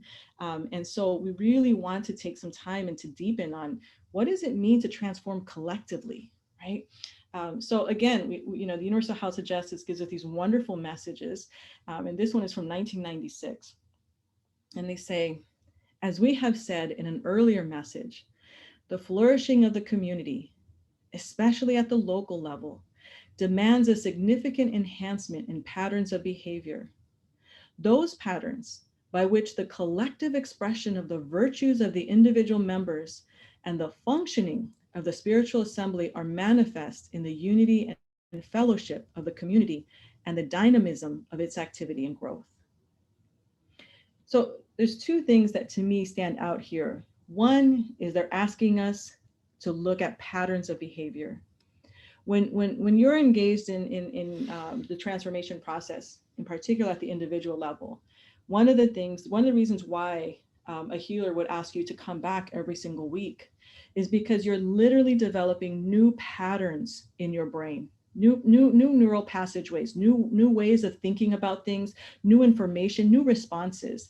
If before, when somebody said something, my response was to yell at them, well, now I'm learning not to yell at them. And so that actually has to develop a new pathway in my brain, right? And so that requires, just like as if a dentist asks you to now brush your teeth 3 times a day instead of 2, you have to really develop that habit. You have to think about it, right? It's something that requires a great deal of, thought, understanding, right? And then just putting one foot in front of the other. It's just a habit that has to develop, right? And so here, the Universal House of Justice is asking us to develop patterns of behavior, right? And so to me, that says, oh, okay, something that has to be like habits and has to be systematic, right? And then the other thing, which I absolutely love, from these patterns that we've all developed together, right? We will collectively, it will collectively express the virtues of the individual members. I mean, is that amazing? You know, so all of us together, as we're doing this collectively, right? You know, here you have this space once a month. Once a month, it becomes a pattern, right? The virtues of this group will begin to shine out collectively of the individuals. So I'll offer my little virtue, you'll offer yours, right? And it'll begin to shine forth. And it's so exciting, right? And then the functioning, remember the local spiritual assembly, right? Will manifest the unity and fellowship of the community because of those patterns, right? This is how we can see this is so important that we do this, right? We have all the tools to do this, you know, this process of learning. So collectively, this is what we're learning about right now. How does a group of friends begin to really shine out, you know, their virtues collectively, right? And then the local spiritual assembly of that community be able to then manifest the unity of that community and the fellowship because of that, because of those patterns, right? That takes work. That's not something that you can just say, we got it, right? And so with that in mind, you know, I wanted to just kind of bring into this, you know, again, the Universal House of Justice is, you know, just so remarkable, and they're so they've given us so much. You know, what are the conditions for transformation, right? You know, because the conditions have to be right, you know, for transformation. Well, one, of course, we know the conditions is tests and difficulties, right? Because when we're uncomfortable, we want to change, you know. You know, I used to tell my kids, you know, one of the reasons why, you know, we can't, you know, just sit on the couch all day and all night is because, you know, it becomes too comfortable and you don't do anything, right? And so you want to, you know, get uncomfortable, you know, you want the couch to throw you off and so you can get up and go do something, right? And so, you know, being uncomfortable gets us to actually create change. But another condition for transformation are these qualities that the Universal House of Justice brings in, right? You know, this posture of humility. You know, what is a posture of humility? You know, what does that look like? You know, how do I know when I'm doing it? You know, what is this condition when I can become forgetful of self? You know, and when I've been, you know, as I mentioned, engaged in this healing work, you know, for such a long time, one of the things that I've learned, and I didn't expect this when I was doing this work, is that, you know, one of the things you do is you really get to know who you are and the beautiful gifts that you offer the world. Which has become so wonderful, right? Because you realize, wow, I have these capacities. It's so great. You know, let me develop them. Let me nurture them. As you do that, I call that it's a falling in love. You become like you fall in love with yourself. And you realize, wow, the creator created such a beautiful creation. Now, the part that I didn't think was going to happen, which amazed me, was that as that began to happen, I became less interested in Ima and I became much more interested in the world. Because something happens at that point where you already know you're amazing. You already know you got all these remarkable talents. But what about you? What do you got going on? Because that I don't know, right? And so you begin to become forgetful of self because you already know this wonderful package. You want to know that wonderful package, right? Now, it's not an abnegation, right? It's rather an acknowledgement, but it opens up the door for everyone else. It's this beautiful process. At least that's been my experience. I don't know. That's just how I've been. I was astounded when that began to happen, and I was very happy about it. So these are qualities, right? Here, the House of Justice, you know, the Universal House of Justice is giving us qualities that we can really begin to learn about. You know, what does it mean to be reliant on his all-sustaining power? Right? That's, you know, amazing. All reliance on his all-sustaining power, right? That's where I'm going to place my reliance. That's a big deal, right? So these are things that we get to learn about, and these become the way that we carry ourselves, right? When we walk with each other. And so, you know, the transformation really happens in the field of action. You know, when we're out there, you know, serving our communities in whatever way we serve our communities, that's where transformation happens. That's where people are going to rub into me, That's where we're gonna not only collaborate arm to arm, but we're also gonna bump into each other, right? And that's where I get to keep doing that inner work, right? That is asked of me.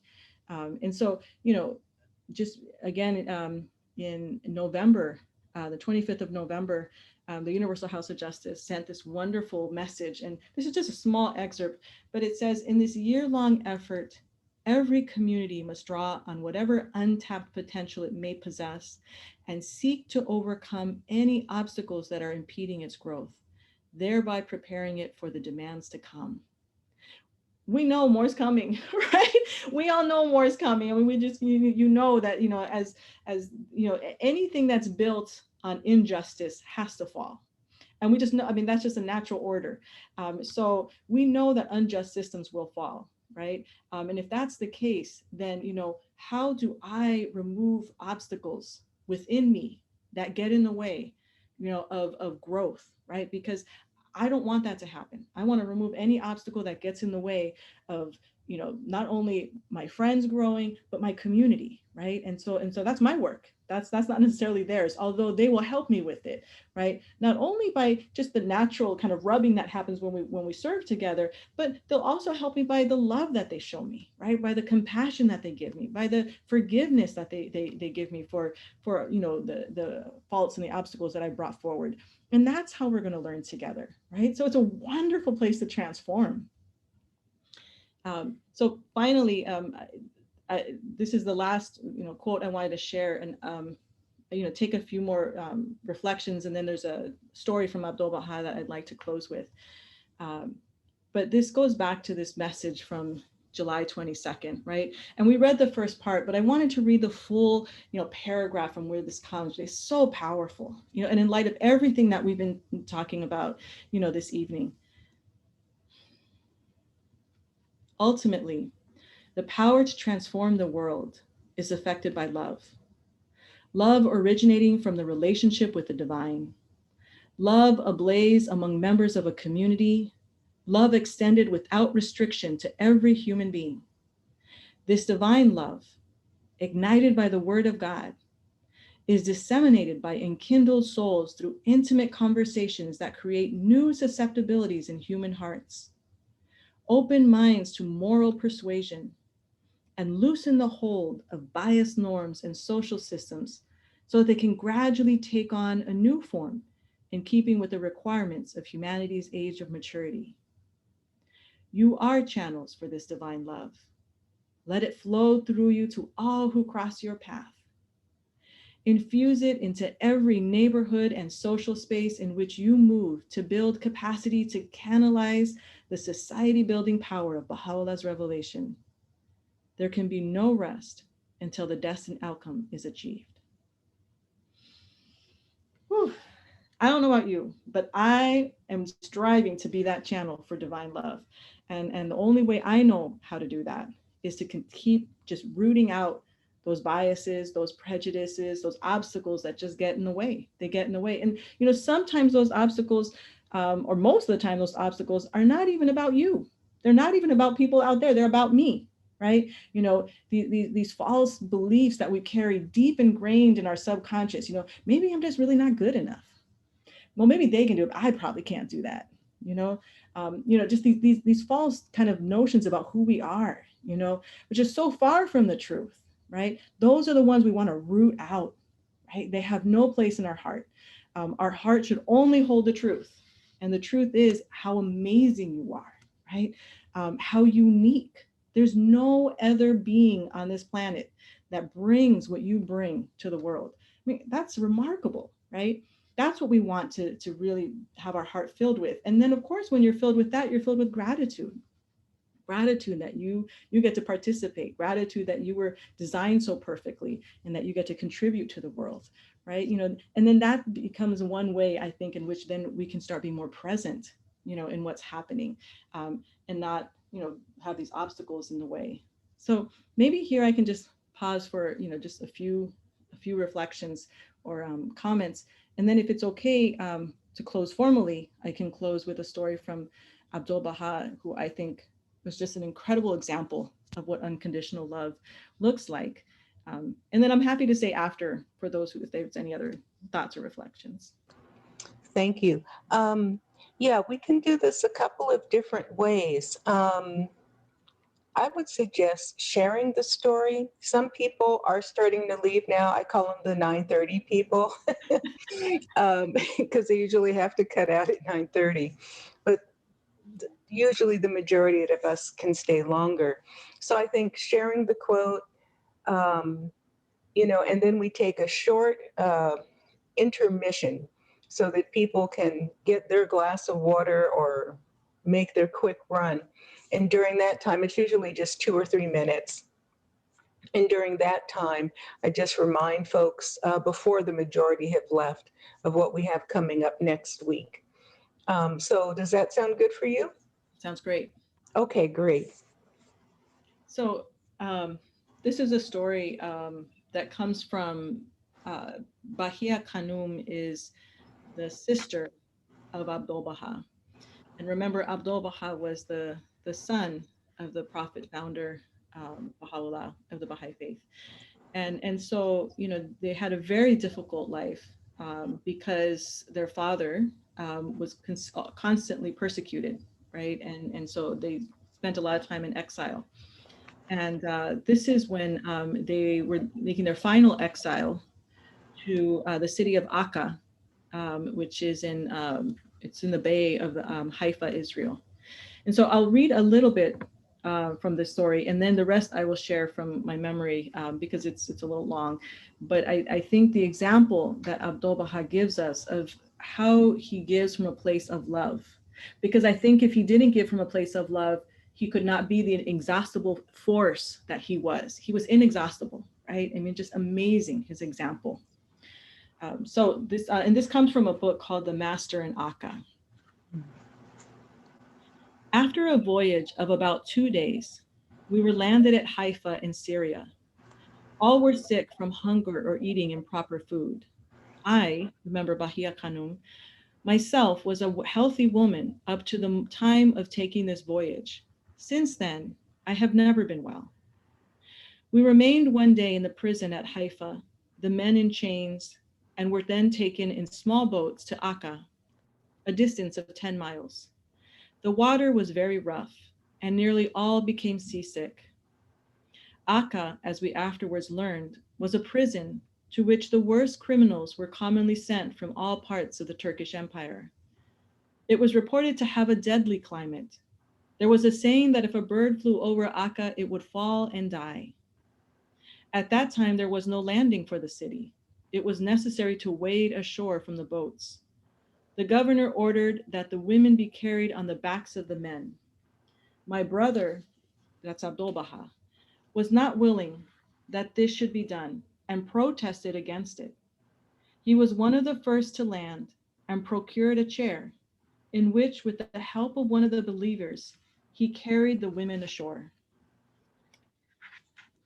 When we had entered the barracks, the massive door was closed upon us and the great iron bolts thrown home. I cannot find words to describe the filth and stench of that vile place. We were nearly up to our ankles in mud in the room into which we were led. The damp, close air and the excretions of the soldiers combined to produce horrible odors. We begged for water, but they would not get it. The soldiers would permit no one to go out.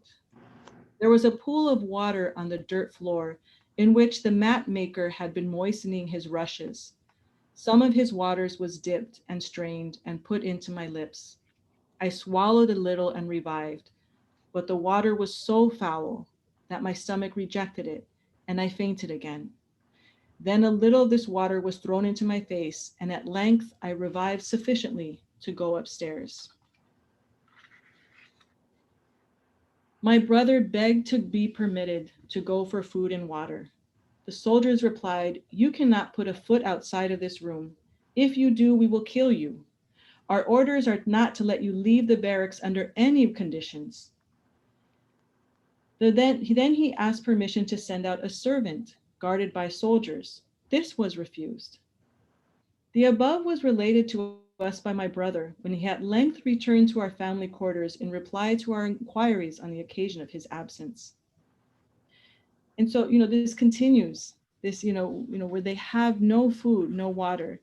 She describes how mothers, who were nursing their babies, their milk, becomes dried up, and there's no milk to serve the little ones, right? And the crying all night long, right? And she says, under these conditions, my brother spent the first part of the night in passing about among the distressed people, trying to pacify them, and in appealing to the soldiers not to be so heartless as to allow women and children to suffer so. About midnight, he succeeded in getting a message to the governor. We were then sent a little water and some cooked rice, but the latter was so full of grit and smelled so badly that the only strongest stomach could retain it. The water the children drank, but the rice only the strongest could eat, right? And so this is, again, this environment in which they're in. She goes on to tell us that, people got sick of typhoid, and dysentery, and, Abdul Baha, a day and night nursed every single person, right? He found that in his baggage, he had some, I think you say quinine, and bismuth, which is used, to help with this. And he would go around and just nurse every single person, right? And help them for days. She said he didn't rest, he didn't sleep. He just helped, heal, all of these wonderful friends. And then finally, when every person was better, she said, then, he felt exhausted, and then he himself got sick. And of course, then he had to be nursed to help. When I think of the example that she gives us Abdul Baha, how he, from the very moment they landed there, would not allow, women to be disgraced in a way where you just throw them on your back, and, but instead, made sure there was a chair so that, there were more respect around, carrying them, in, and then right away asking for food, and, and making sure everyone has, provisions, and, comforting, when, all these children are crying. And, I just think of that example. Then when people get sick, to do that, and to do that with no expectation that there will be a response back, that you'll get anything for it, but do it because of love. That's what this force can do. That's what a force like this can do for all of us. We can give in that way and not become tired and not become upset when the world isn't happy with us, because we're still doing it out of love, right? And when we give from that place, I think we don't get tired. I think that's how those wonderful, examples like Abdul Baha, teach us. This is how they don't get tired. It's not, just holding everything in, rather it's letting everything go, and only allowing love to stay. So I hope that's helpful as a closing for these ideas that we've been sharing. Yes, thank you. This is just, oh my gosh, just so much to take in. And wow, I know I'm going to be watching this recording at least a couple of times. There's so many gems in here. And on behalf of everyone here, just can't thank you enough. I see the smiles and, how people are intently watching and listening and reflecting on what you're saying, and heads nodding, and, this is just wonderful. Thank you so, so much. We really appreciate it. Thank you so much for sharing. So wonderful. Yes, thank you, Leah. And if everyone could stay on mute, please, just for a few moments here. I'd like to make a couple of announcements, and then we're going to go into more discussion and Q&A, let some of those thoughts gel with you, and then we'll have a great discussion. I can't wait for it. First of all, if you're new and would like to be added onto our email list, you can direct message me in here with your email address and your city and your state, and I'll put you on our email list so you're notified. I don't send out a lot of emails, but you'll get them. If anyone here knows Nargis, Nargis, N-A-R-G-I-S, She was on tonight. She had to leave early. She sent me a message, said, "This is so wonderful. I have to leave early. Please send me the recording." I don't see her on the email list. So if you know her or know how to reach her, please reach out to her or share her information with me if you would. I know her. Okay, great. If you could just let her know, give her my email address. I'll put it again in the chat as well Okay. in just a moment. We're going to open up the chat for everyone, for everybody in just a moment. And then the next thing and the last thing that I want to share is to remind everyone about our presentation next week. Normally we're just twice a month, second and fourth Saturdays. We've got this additional one coming with Todd Ewing and Phyllis Unterschutz. Todd and Phyllis have a long history of doing race unity, race amity work here in the United States. Todd is Black, Phyllis is white, if you didn't guess by the last name. Although names don't tell much anymore, do they? But they'll be presenting on a compilation that's just been completed and put out by Palabra Publications called Toward Oneness, Freedom from Racial Prejudice, and the Call for a Distinctive Contribution. And that phrase you may recall from a letter from the Universal House of Justice, telling us that we need to make a distinctive contribution to overcome racial prejudice in this country. So this is going to be very special. Todd, as many of you may know, he's extremely active in the Baha'i community and in the NAACP. And he is someone who has lived and breathed this issue throughout his entire life. And yeah, please be here and encourage others to attend as well. Then following that is Dr. Angelita Reyes. She is going to be speaking on the pandemic as a portal to race, caste, and new approaches to constructive resilience. And that's going to be a fascinating conversation there, something we haven't really talked about yet in this stage. So those are all the announcements. I will be setting aside time, probably the next, maybe the next session for people. If you did not get an email from me about February 13th, the praise, prayer, devotional potlatch, if you did not get that email, please let me know in the chat and I will make sure it gets sent out to you. This is a very open, very warm invitation for us to come together, this whole great human family, all the lineages of this great human family, to come together in prayer and worship and song and poetry and drumming and music. And that's what the entire time is going to be about. It's not going to be presenters doing that. It's going to be us giving these gifts of heart and spirit to one another. So everyone is invited to participate in that. And if you don't sing, don't drum, don't read poetry, that's okay. Your presence here is also gift enough. So having said that, let's get to the chat room. I'll still ask people to please stay on mute because we have a large group. We're still at 96. We started out at 110. So 76 is still pretty big, which means I can't see all of you at the same time, and not everyone has access to the little hand thing.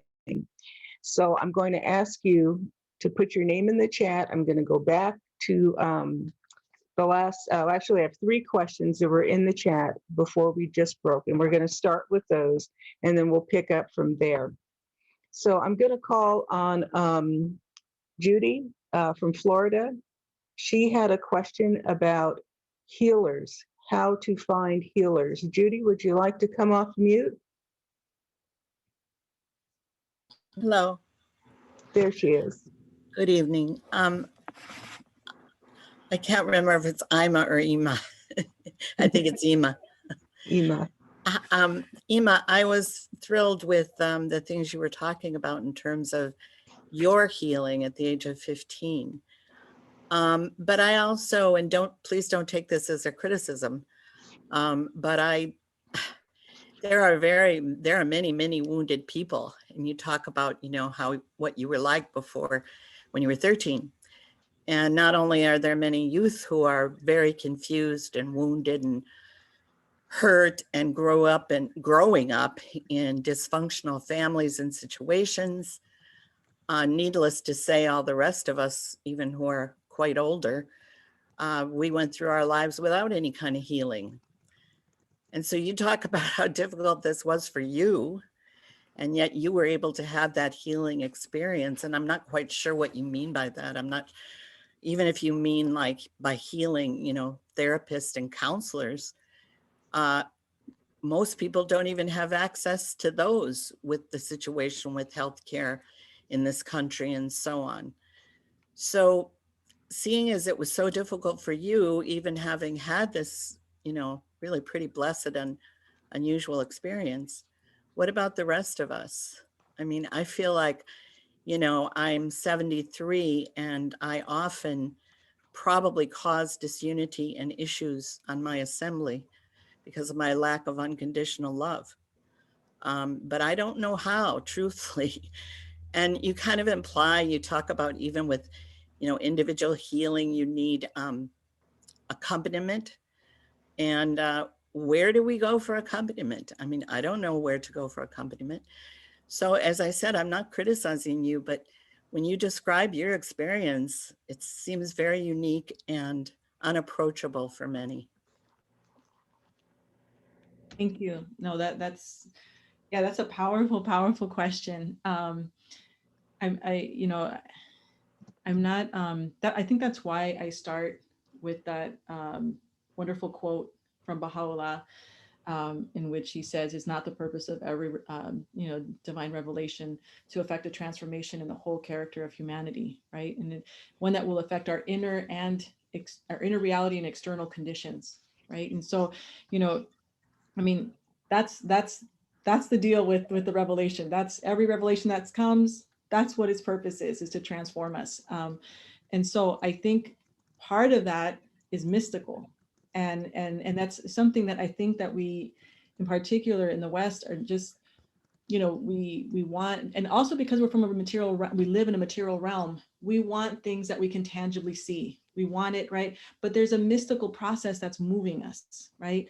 And I would have to say that's part of also my healing work. I think there were a lot of things that led to that at 15. There were a lot of forces that were pushing in that direction, that were painful forces. Where did I start to find my healer? I started probably where most people start in the West was, I just, well, one, I was very, very blessed to have the mother that I have, because my mother absolutely walked with me. I really appreciate my mom, because one of the things that, she would say was like, okay, I don't know, either, but I'll find out with you. And it was like, great, because we didn't have this obstacle in the way, right? It was just, a willingness. And then, many ways, that's one of the things that in the writings it says, you just have to have a willingness. And once you have a willingness, transformation will, lead you in that direction. And so personally in my story, I mean, where did we start? We started, I don't know, I think my mom had Kaiser, and we started with, finding a therapist in Kaiser, and I remember we went through like about, 2 or 3 different, I think they were all white male psychologists. And I remember after each one, I very clearly said, that's not it. That's not it. I knew it. And, and so part of it is also trusting that voice inside that just, that we're all given this voice, and that voice said no. And then, my mother said, okay, let's try again. And finally, I remember I told my mom, I said, I'm going to find this person. And she said, great.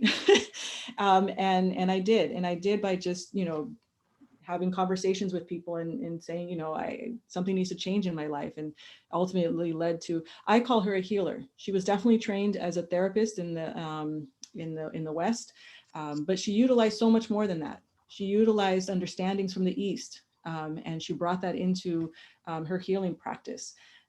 And she, I walked with her for 10 years. And when you walk with somebody for 10 years, every single week, and it was every single week, first it was my mother driving me out, she was about an hour away, driving out every single week. And then once I got old enough, I drove out, and it's work. it's work you're putting in, you know, and again, it's those patterns of behavior. You're being steadfast, you're being consistent, you know, and that kind of consistency, I think, is what transformation requires of us. You know, we have to keep coming back to this, keep coming back, right? So, you know, I also think that our greatest opportunities for transformation comes from, you know, life itself. You know, I have had, and not only in my childhood, I had, you know, really intense traumas happen. But as an adult, you know, we've had really, really horrific tests as a family. We've had some really big stuff slam into us, in particular the last 10 years. And you allow those things to transform you. You know, you do. You have to say, okay, I don't have the answers. I don't know what this force is. It's powerful. I need help. And you submit to that process of, you know, transformation, and you will allow what comes to transform you. I think when we have that willingness, the creator responds, sends people, sends, you know, groups, sends, you know, whatever comes your way, you will get it. Right. And then, you know, you take it when it's given to you, you know. There's a lot more I can say on the test that we've had. I don't want to take up all the space, but let me tell you that, and I can say this, you know, I have incredible children, and they've all given me permission to share the things that I share. And because of these tests, I was introduced to the 12-step community, and I didn't know anything about the 12-step community at all, you know. And I have to tell you, they have powerful learning. And I allowed that learning to impact me. I allowed them to shape me, you know, through Baha'u'llah's revelation and what the 12-step community had learned over 100 years of trying to be very deliberate about their own transformative process. And so, you know, I think when you have this willingness, right, when we become open and willing, and we say, you know, I'm willing, know that the tests will come. At least they do for me. I don't know for anybody else, but for me, they do. But when they come, be willing also for what comes behind them, which is all the wonderful people, organizations, literature, all these wonderful things will come your way too, to help you get through it, right? And for me, that means holding in one hand the revelation of Baha'u'llah, and then in the other, what tools can I learn that, you know, people have learned, you know, like the healer I walked with, the 12-step community in this case. What can I learn from them that, you know, is coherent with what Baha'u'llah is asking me to do? And for me, that has been incredibly helpful in keeping me, you know, focused on my own transformative process. I hope that's helpful. Thank you. Okay, next, and again, I'm going back to some people that were in there earlier. Mayron and Rick, you had something you were going to share, or something about the writings, a comment. Can you hear me? Yes. Okay, good. I wanted to share something from George's son. He passed on in about 2004 or 5. He was a Winnebago Baha'i. I walked into his house one day and carrying a pot of food, and before I could even put it down, he said, "Rick, it's not a holy circle, it's a holy spiral." And I had to pause and ask him, "Do you mean life?" He said, "Yes." And what you've been sharing this evening, there's circles in it. These circles, when you really think about it, and the fact that we are repeatedly tested with the same test or similar tests, similar issues, that this is really on a spiral. So as we go around in a circle, we are tested, say, about getting up in the morning, or with this particular person that we have as a neighbor. Each time we meet that test, are we making a better decision? Are we dealing with it better? If we do, then our life is going upward in a spiral. It's like the eagle soars upward on an air draft. It doesn't have to beat its wings. It's soaring upward on a warm up air updraft. But if we don't make good decisions, such as in an addiction or negligence, not reading the writings, not studying, not reflecting, then we are just going around in a circle and not gaining, not learning. And that would, some people have referred to as the vicious cycle or vicious circle. So that's something to look at as a principle of growth, that we are going upward in a spiral. And then another topic that this relates to that. Dolores Taken Alive, Lakota Baha'i from Standing Rock, once shared with me to the group we were in at the assembly meeting, I think. She said she doesn't like it when people say Indian time. Like, okay, we start late because somebody's not here yet. Okay. But she said that when her grandfather would go to an important meeting, he would go 1, 2, or even 3 days before the meeting started Mhm. to prepare.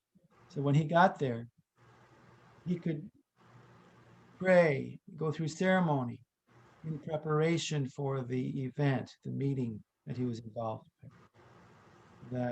That was a true preparation, and you can understand in that the Lakota culture would participate in ipi ceremonies, which means sweat lodge, which are really prayer circles.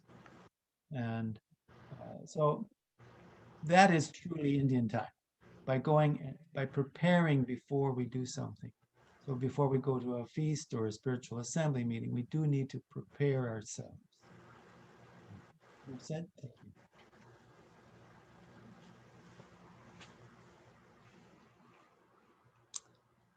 Any comment, Hema? No, I think that's, I mean, all those ideas are so wonderful. I was just thinking about the spiral. One of the things I think Yeah. also about spirals is that, it also, like, you move in deeper, and as you move in deeper, more things get uncovered, and it's good, because you want to just, I mean, both, biases that, deep down, and, those get uncovered, but also wonderful gifts, like, how amazing you are, those also get uncovered. And, one of the concepts that the House of Justice gives us is this idea that, these obstacles can become stepping stones, right? These things that, we feel like they're blocking us. In reality, if you flip them over, are stepping stones. And, where I got to see this practice very clearly in the 12-step community, as many I'm sure know, you have these 12 steps that people go through. One of the steps that they go through is the 4th step. And then this 4th step, they identify, all their defects of character. And one of the things that I learned about that was just phenomenal, because it was just, the House of Justice had said this, is they said, that in the 12-step community, they said, but this thing that looks like a defect of character, actually, if you flip it over, is actually your asset. It's your gift, right? And I was like, wow, it's astounding. I said that, the Universal House of Justice says that, these things that we feel like are problems, that, they're actually, when you flip them over, they're wonderful gifts, and I know just, for me, transparency is part of the way that I share. For my own process, one of the things I remember growing up with is always being in trouble because I had such strong, voice and such strong energy, and, I always had opinions, my father's the eldest, and, the eldest son of of a family is very important, especially in our culture, and my father embraced it beautifully. And so my father would say, why don't we do this? And the whole family, and when I say whole family, I mean my aunts, their spouses, my cousins, you have like 30 people, just all, yep, let's do it. And everyone would go in line with my father. My father was this incredible capacity to move people. He was an organizer in Bolivia with indigenous communities.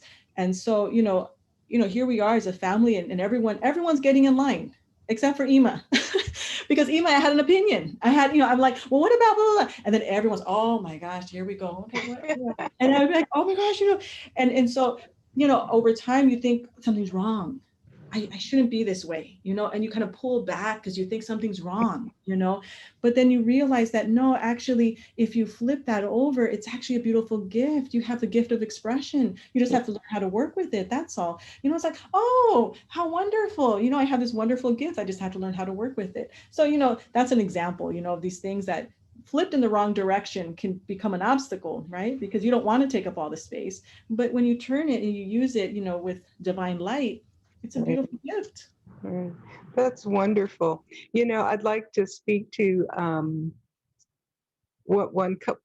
portion of the comment that Mayron shared about Indian time, because there's colored people's time and there's Indian time. And time for us, historically, ancestrally, has all been about the meeting starts when everyone shows up. Very much in contrast to Western society, where no, you've got to be on time. And why, we're going to start on time and that's it. And regardless of whether or not all the family's in the room, or whether or not all the families gathered, or the community, or whatever it is. So what was once a derogatory thing, Native time or colored people's time, as I come to appreciate the relationships that reflects, I take them as a very positive compliment, not as a derogatory remark any longer. Prior to my coming to that understanding and that learning, I would have taken it in a negative way. Don't say Native time or CP time. So I just wanted to share that perspective with you. So let me get back to the people on the list here.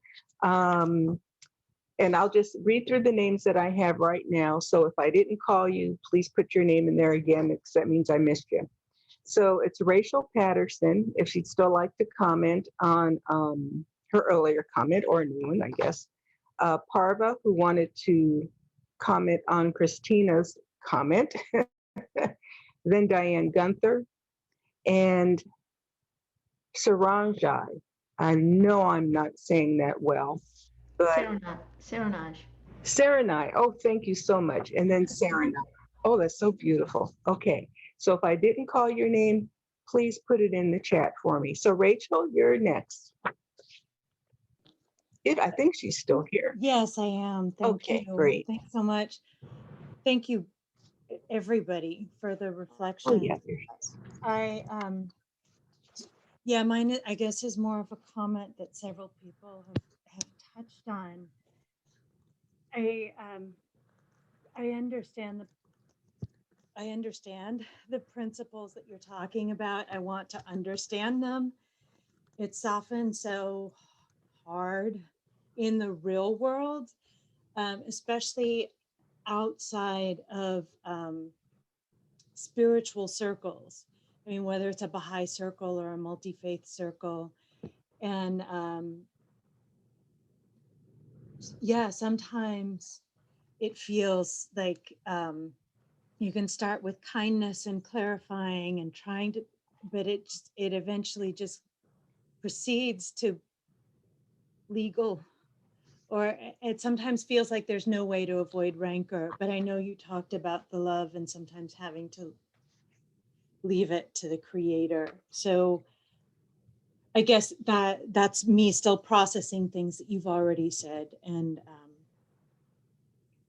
repeating some of the difficulties that others have expressed with the depth of what your teaching is.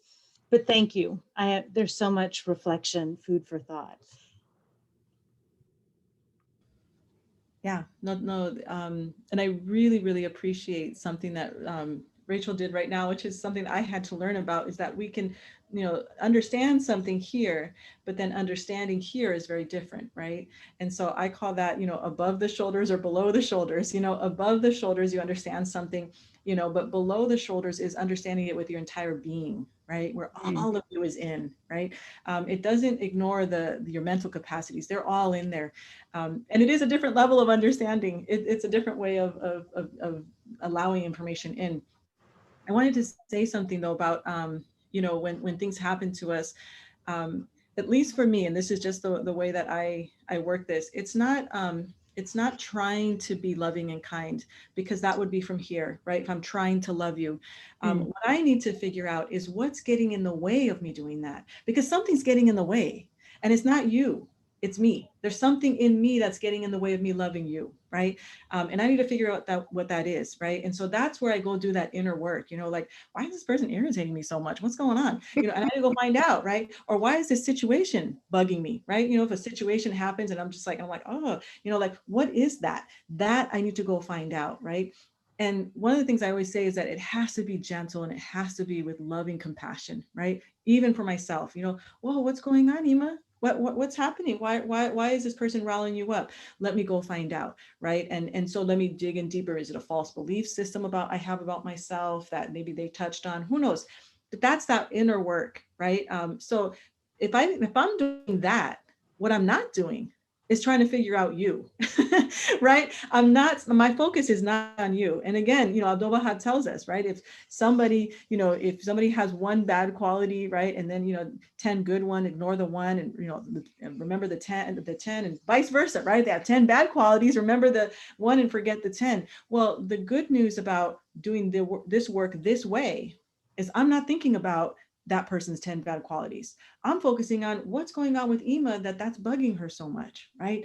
And that helps me root out the obstacle. I find that when we do that, then there's room. And that person never has to change, because that's not even my deal. I'm not even worried about that. My job is just to figure out how to love them, right? So it becomes a loving that your entire being loves them, right? It walks in, and you know, Baha'u'llah says, you know, if you can't love someone for their own sake, love them for my sake, right? And I have found that to be so helpful. You know, if somebody, you know, I'm struggling, I'm frustrated, my default place to go to is, well, the Creator decided they're here, and so for some reason they're here, and my job is to figure that out, you know, and to love them. That's it. My job is just to figure out how to love them. I don't have to figure anything else about them other than to love them, because they're here and the Creator decided that. And that softens things, you know, because I don't have to be responsible for all this other stuff. I just get to be responsible for this one thing, which is work enough. And that's keep moving these obstacles out of the way so that I can stay in a place of love, right? And that's a lot of work, as y'all have mentioned. Thank you, Rachel. We have, I got one comment. Some of the comments have been coming into me directly, and this one was just so great. Ima, I'll send you all of the comments, you know, the praises and all of that, you know, on your presentation. I compile all that, sort it all out, and send that to you so you don't have to go through all the chat stuff, right? But Samira said, how do you find these amazing speakers? And yeah, so got a lot of that in there. Okay, Parva, you're next. Are you still with us, Parva? Yes, I'm here. Oh, wonderful. So thank you so much for the presentation so far. It's been just absolutely perfect, honestly. Like the paying attention to who you are instead of trying to be judgmental about how other people are and how changing others instead of like you haven't even started from yourself. So yeah, that's perfect. I think the only thing I wanted to mention was because of what Christina said. Overall, is a matter of balancing between how I want to be versus in institutions, basically what kind of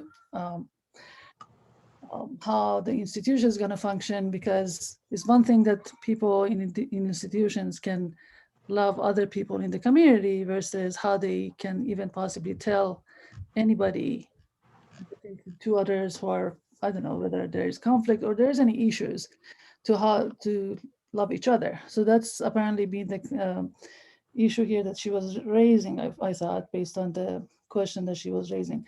I think the Universal House of Justice, the message they sent, this first paragraph on the second page is very, I would say, practical in a way, in terms of the principles that they're providing. Yes, one thing is about loving and how to be basically without any condition to love everybody else, or to love yourself, first of all, to understand yourself better. But that first paragraph is a bit more practical, I would say. They are mentioning here something that's, I think is very important to pay attention to. It is not possible for you to affect the transformation envisioned by Baha'u'llah merely by adopting the perspectives, practices, concepts criticisms and language of contemporary society. So a lot of times we are trying to use those principles. That's why they're not working. So whereas in the Baha'i community, the institutions, within the institution and within the community, we've been given this gift of consultation. So when we are actually listening and we are consulting within the community and we are making members of community realize they're actually being listened to and what they say actually matters, a lot of problems go away, in my opinion. And I want to stop there.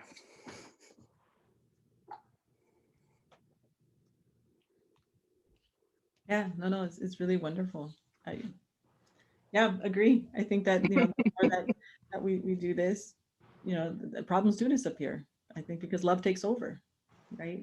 But I think we can't underestimate the mystical aspect of this. There's so much that is not in our control. There's so much that, in the book, The Covenant of Baha'u'llah, Tahirzadeh, often puts in, different quotes from Baha'u'llah. And one of the things that Baha'u'llah says is that he said the majority or the primary advancement of this world is dependent on the pure souls in the next world. And here's the thing, none of us know who those pure souls are, right? I mean, we can have some guesses at who maybe a few are, but we don't know. And so what we do know is that the next world, according to Baha'u'llah, is the primary advancement of this world. That's phenomenal. So how mystical is that? And so I don't think we spend enough time, calling in, beginning of this calling in, who do you want present? I do that everywhere. You can ask anyone who serves with me. I'll say, yeah, okay, today for this, we're going to go visit some friends. Well, I asked Mullah Hussein to walk in with us, and I sometimes ask him to walk in first, because, you need to have these wonderful souls walk with you. My grandmother, who I put in the chat, Mari Cruz, I call her Mama Cruzesa. She's a phenomenal force, and so we cannot underestimate how they help us in this transformative process. And that's mystical. So we can't put our finger on it. We can't say, do this and it'll happen. But what we do have are these processes and these habits and these patterns that were promised transformation will happen, which means the mystical will show up, right? And so we just have to put one foot in front of the other and do it and allow the mystical to do its part, right? That's not our part. So yeah, I love it. I think this is so great. Thank you so much, Parva. Diane Gunther. Hi, Ima. Hi, Diane. So good to see you. Hi. Wonderful, wonderful, wonderful, wonderful. You've grown. Yeah, yes. Yes. And we love you and we miss you. And I can attest to a lot of what you have gone through. And I'm gonna cry. big surprise, huh? I love it. I've always loved your tears. Thank you. Yeah, I think what you said about being open to the possibilities of the help that's out there. Mm-hmm. Yeah. Mm-hmm. So you know me, it hits my heart and it leaks through my eyes. Love it. Yeah. I don't think that's ever going to change. Good. And I know if your mom was here, she would say how proud she is of you. Thank you. Yeah. So hugs, and I'm going to turn it back. Thank you. Yeah, I wanted to share something because we were talking about the mystical moment, and this wonderful experience, of living in a community with Diane for so long. You can see the intense connection to her emotion. She's incredibly practical. right? Incredibly practical, you know, whereas I'm going off and I'm like, wow, no. I'm always like 10,000 feet above the ground. And Diane's like 1 foot in front of the other. This is what we do. Come on, let's go. ATC, let's do this. You know, and it's great, right? Because it gets us going and it's like, it helps us move. And, you know, however, you know, the mystical is all over her life. She is always sharing with us stories of, you know, she's driving and, you know, her husband from the spirit world, you know, sends down this message to her, you know, through a song that, you know, comes in and just, you know, she feels, you know, his presence. And it was just amazing, you know, and so I love that. And I feel like we should share more of that with each other, you know, so that we are reminded that, you know, that connection is very thin, you know, and you know, when she was talking about being open, you know, people just show up. People just show up and say, oh, Diane, I have a message for you. Somebody, you know, and it, you know, somebody in the spirit world told me to tell you something, just like that, you know, it just walks in. And I think we need to be open to that, you know, and just and be ready to listen and to love those who are coming into our life.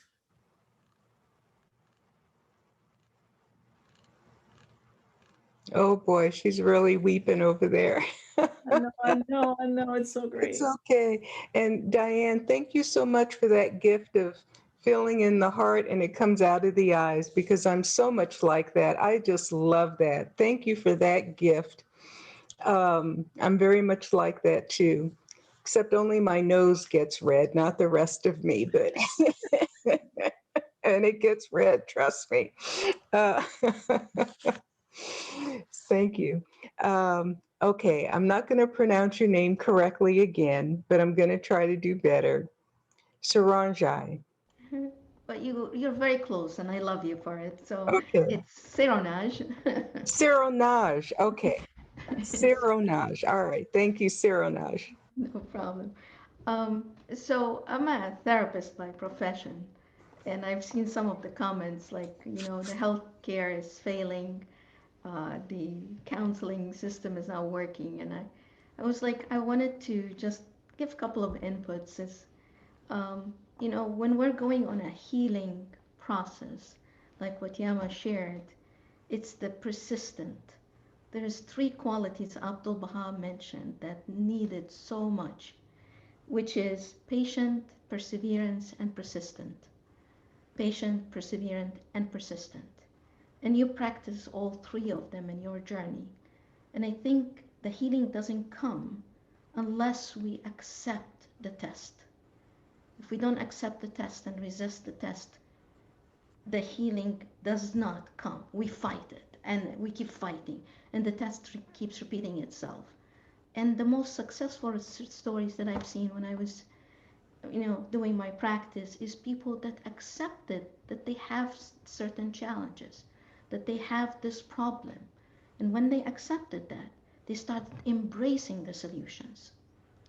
It's in therapy, it says 10% what happens to you, 90% how you react to it. And if you think about it, that's a huge percentage comparing to the 10% what happens to us. And what happened to us is basically the learning or the lesson. And then we have to learn it, but how we react to that learning is the whole journey of our life. So I think it's not the system that's failing as much as how we were embracing the system and working with the system and allowing the journey of the healing. I can go to a therapist and say, that's not the right therapist. And that is a very true statement. Thank you, Yama, for saying that. It's because the therapist is an emotion, is experience, is their own person. And unless you connect with that, which is the mystical one you talked about, spirit connects together in order healing happens. So among us, if we can connect, and that's where a company comes, is that connection. When it happens, healing happens.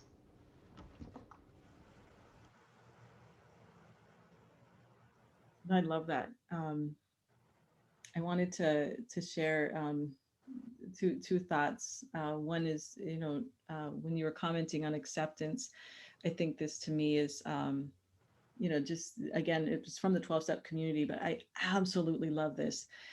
They say, and this is from their big book, they say, and acceptance is the answer to all my problems today. When I am disturbed, it is because I find some person, place, thing, or situation, some fact of my life unacceptable to me. I can find no serenity until I accept that person, place, thing, or situation as being exactly the way it is supposed to be at this moment.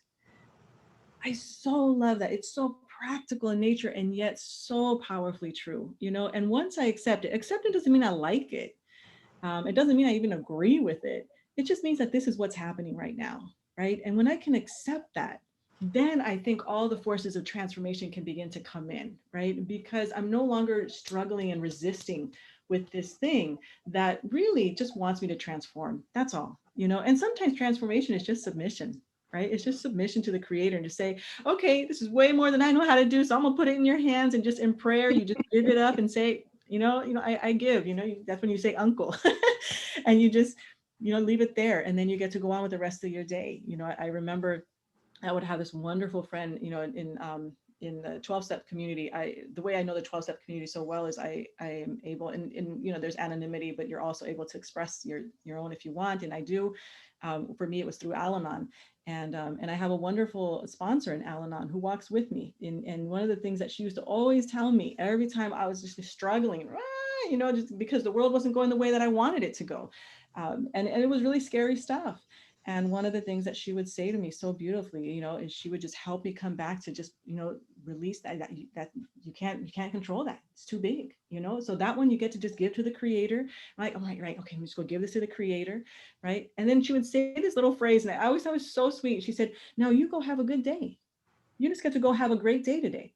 And, it's amazing that you can go have a great day when there's so much insanity happening around you.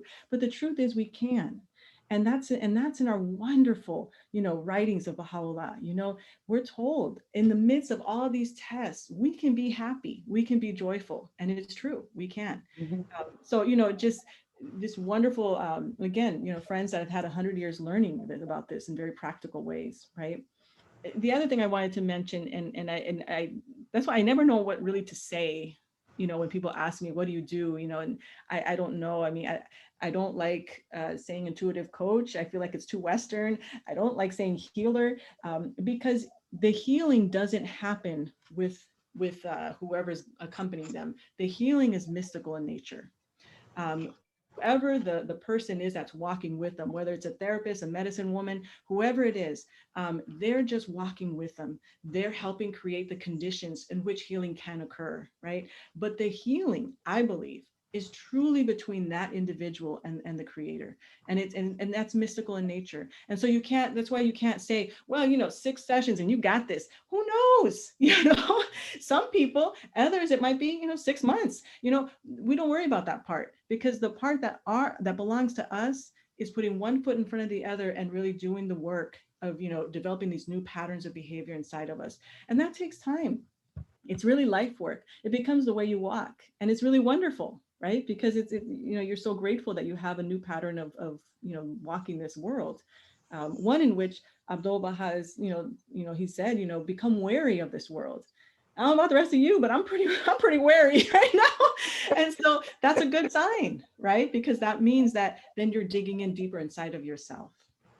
But if we're not digging in deeper inside of ourselves, if we're not doing that work, then we're in danger of becoming cynical of the world, right? We're in danger of dropping down into resentment, which is silent and deadly, right? And then hold that against the world. And so that's why this work is so important to me, because that force is always there. And so if I don't do this work, I can fall right there very easily. Even after 30 years of healing work, doesn't matter. If I'm not doing this every day, I'll find myself right back over there into feeling resentful and cynical about the world. And I can't afford that.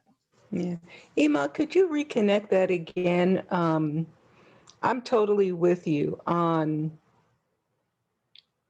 being able to be happy and joyful. And despite what's going on around, right? As an individual. But connect that acceptance or the application or the meaning of acceptance when we're talking about community, the institutions, institutionalized racism, for example. if you could just kind of go over that again a little bit, because that's so important. Because if that's all someone heard you say was what you just said, you know, they might misinterpret and say, oh, well, then you're not trying to do anything about all of these injustices. So, and I know that's not the case. Could you make that connection again? Yeah, so the way I always look at how do we address, in particular, in this case, you know, institutionalized oppression, right? Is I always look at it with a lens that asks me to ask myself, which one is happening? Is it an individual injury or is it institutional, right? Because at the individual level, the individual injury, it's very clear, at least in the guidance that Baha'is have, that personal injury, ours is to forgive. And that's work.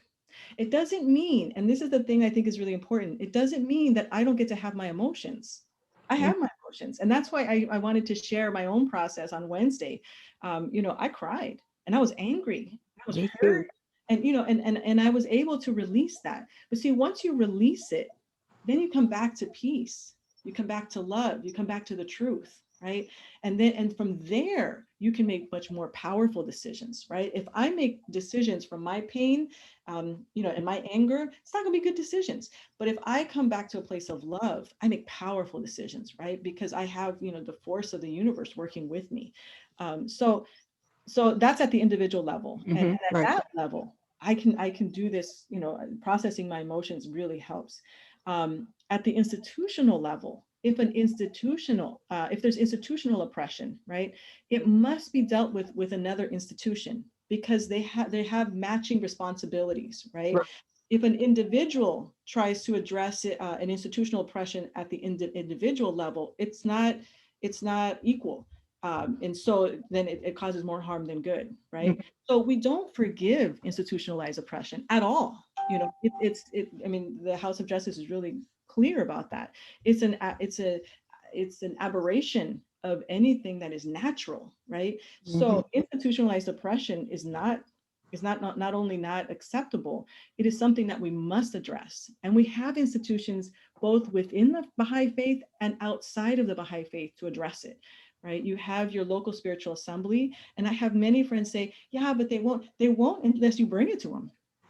How will an institution grow unless you bring, you know, these challenges to them? You know, the personal challenges that our family faced, we brought it to our institutions because it was an effort to help grow, right? And so we can bring these challenges to our local spiritual assemblies and let them grapple with it. Trust them to grapple with it because they're going to have to, right? More are coming. And then we also have in the Baha'i community, we have the institution of the auxiliary board members, right? And so we can go to them. Again, same thing, strengthening this institution, right? And then, of course, we, you know, as those who are Baha'is know that we also have the National Spiritual Assembly and the Universal House of Justice, right? Outside of the Baha'i community, there are many other organizations we can also go to, right? You know, there are law organizations that can help deal with it, you know, and help deal with institutionalized oppression that way. Many nonprofit organizations that can help us mobilize against institutionalized oppression in a way that is coherent with the spiritual principles of the Baha'i community. So these are all things that you know we can engage in and we can do, and we should do it, again, for me, from a place of love, because when you walk into those spaces from a place of love, you will be markedly different, and people will want to know why. They'll want to know why. How do you bring so much joy to this? Because you know the truth about who you are and your nobility, the truth about all these wonderful friends around you and their nobility. That's why you have joy, right? Because you're centered on truth and love, right? And that takes work. We have to keep coming back to that every single time. Right. And I guess what I'm thinking of, maybe there's this space between the individual and institutions, societal institutions, where we're engaged as individuals in initiatives like this one, for example. You know, where a collection of friends come together to thwart social injustice, racial injustice, albeit how small, you know, that effort may be. So it's that sort of thing that I don't see in the equation because there's so much that we as Baha'is do outside of our institutions. You know, it's not like we put it all on a local spiritual assembly or the national assembly, but we're also engaged in public discourse and, you know, and other forms of social action. So I think it's that nexus that I'm probably speaking to or thinking of. If you remember in the twofold moral purpose, it's the level of the individual and then the community and the institutions. Community, to me, is what you're talking about. Yes. It's where does the community really, you know, safeguard the interests of the people, right? And the community must do that. And I think that's the area we're still very immature in. We don't know yet, you know, and that's why these spaces to me are so powerful, because there's a desire to learn about that. How does a community do this, right? And I think when a community of friends are trying to learn how to do this exactly what we're doing this evening, and we're doing it in a learning mode, right? Where we're really, you know, there's a desire to really understand, you know, how is this helpful? What does the guidance say? What does it look like? You know, that process of learning, it contributes so much to how we can then understand how a community can uphold the rights of the individual, right? Which is what the community is supposed to do. So to me, that's exactly that, you know, that's that meeting place. And the House of Justice, and that I was trying to figure out which quote it was, because I put it in my presentation, where the House talks about the community and the role of the community to do that. Well, thank you for bringing that up. Yeah, thank you. Thank you so much. Okay, I'm sorry, friends. I jumped ahead of a few people. I apologize.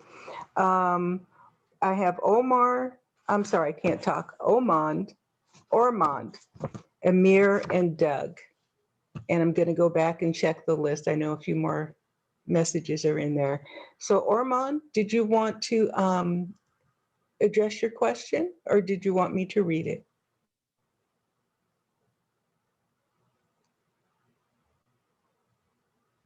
I'm sorry, you can read it. You please, that's fine. Okay, I'm looking for it now because I'm somewhere else in the list. I wanted to add and thank Ema. This is a wonderful sharing of your knowledge and experience and love. I wanted to just ask you, you know, just to share some insights on the importance of forgiveness and the development of us to our ability to overlook the shortcomings or the faults of others. You know, how important is that when we talk about developing divine love, you know, and unconditional love. Those two elements. I think they're very important. I was actually thinking about, you know, when you were sharing your experiences earlier, a couple of quotes, you know, in the writings, like in the Hidden Words, Baha'u'llah talks about the, he says that to love me that I may love thee. If thou loves me not my love in no wise can reach thee, know this so certain. And so, I mean, certainly we need to learn to know and love God. And without developing that knowledge and love of God, you know, we're in a dark place. And then Abdu'l-Baha, I don't have a quote specifically, but he tells us in some of his teachings that in his lessons that, you know, if a person has 9 faults and they have 1 good quality, we should see that 1 good quality and overlook all the other shortcomings and faults. So, you know, I just want to hear you, you know, your just hear your perspective on. Yeah. No, I love that guidance. And to me, that guidance is why I keep turning my vision inward when I am troubled by somebody's, whatever I want to call them, but their shortcomings, whatever it is, because the truth is, it really is none of my business Yeah. what their shortcomings are or are not, right? That's not my spot. I'm focusing in the wrong direction if I'm trying to figure out somebody's shortcomings. That's not my job. And so because of that, the question becomes, if somebody's what I deem to be shortcomings, because who knows if it is, right? But I certainly for some reason think it is, then the question is, why?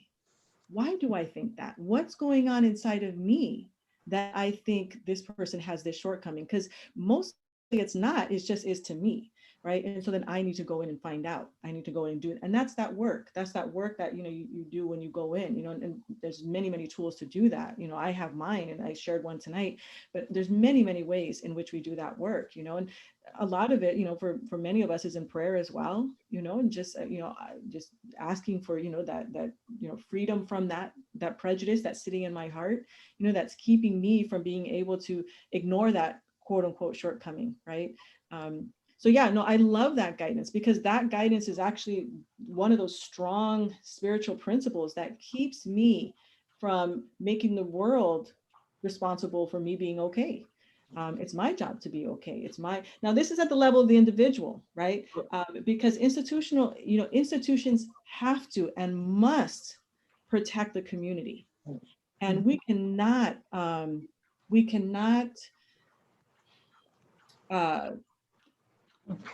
for a moment, we cannot miss the influence that institutions have on the community and on the environment, right? And by institutions, I mean, period. Whether it's a Baha'i institution or wider, an institution that we have, for example, is an institution of education, right? That has a huge impact on millions of people who go through that institution, right? Another institution that's an institution of oppression is, mass incarceration. Huge, right, impact. And so we cannot underestimate how these, really impact all of us in our lives, whether or not you've been touched by the forces that are within these institutions. You've been impacted because it sharpens the way that we view the world. It shapes the way that I think about people. It shapes the, when you think about, for example, the institution of oppression of mass incarceration, what it says is that these people are less than us, that somehow by their making a mistake, they've missed the mark and they have to be demeaned. That's not true. And that's why I put that that it's in some answered questions from Abdul Baha, which is one of his, the books that compiles when he responds to some of the questions that were given to him. He talks about, what is the right way to really, reform somebody who has committed a crime. And one of the things that he says is that even though it's the responsibility of an institution or the community, that community still has to do it in a way that will educate and uplift that person, not with vengeance in their heart, because he said it's not going to work if they do it that way, right? Okay. So, that to me is where the level of the individual and the level of the community and the institution come together, right? Even this beautiful space, you can feel, Sherlyn's love, in this space. And I've been in many, many Zoom places, and this is, one where you can just feel that, right? But if she didn't have that, right? If she did it, I'm so tired of all this, I'm going to put this together so people can see, and you'll feel that, and it'll impact, right? So it matters how we, this inner work matters because it impacts the way we do things, right? It impacts how we show up to spaces, how we contribute to environments. And for me, most importantly, how we impact youth and children, because they're shaping their belief systems. And my biggest concern is whether they shape it in an accurate picture of who they are, or what society or these institutions tell them who they are, right? And so that's why those are so dangerous, so this is where the level of the individual and community and institutions come together, because we make up the institutions, right? It's why in the civil rights movement, just changing policy wasn't enough. They didn't have a systematic way of changing hearts. Yeah. And today, with the Universal House of Justice guiding us, we have a systematic way of changing hearts, but that has to include our heart. We have to be just as transformed, right? I can't go out and say, all right, I'm about ready to change all of you. I can't do that, right? I have to go out and say, I'm about ready to go love all of you, which means I'm going to keep transforming, right? And that's, to me, that's the systematic process we're in. And when we can do that, so like this summer, when I was thinking about all these things happening, wonderful if we are also being systematic about changing the heart. If we're not, we're going to find ourselves back here again. You'll create new policy, new institutions, but they won't be centered on the oneness of humanity. They won't be centered on love. And when they're not centered on that, it's going to be faulty. So it has to be centered on spiritual principle. Thank you. Thank you, sir. Oh, she's preaching now, boy. I You got her know, going. so sorry. Yes. Put myself on mute. I don't know if I answered Orman's question or not, but Oh, I think you took us all out to the next level somewhere. That was, your passion, and it just, yes. I'm like, yes. Wow. Okay, we have, and I think we're going to close the chat room. So who we have left, because it's after 10:30 right now. So if Iman can stay a little bit longer, we have 1, 2, 3, 4 people in the chat. Thank you, Armand, for that very stimulating question. That really got her going good. Amir, then Doug, then Janine, and then finally Rebecca. Amir? Yeah, I didn't really have a question. Well, it was a question, but basically I'm interested to find that book that you were reading, the last story from, and what was the name of that book? Let's see. Sorry. called The Master in Akka. I'll type it in the chat. It's it has a wonderful kind of like introduction by Marzieh Gale, in which the House of Justice asked her to develop this introduction because it's the very first biography that was written about Abdu'l-Baha, and it happened to be written by a Westerner who's a friend of the Baha'i faith. And so I thought, that's really interesting.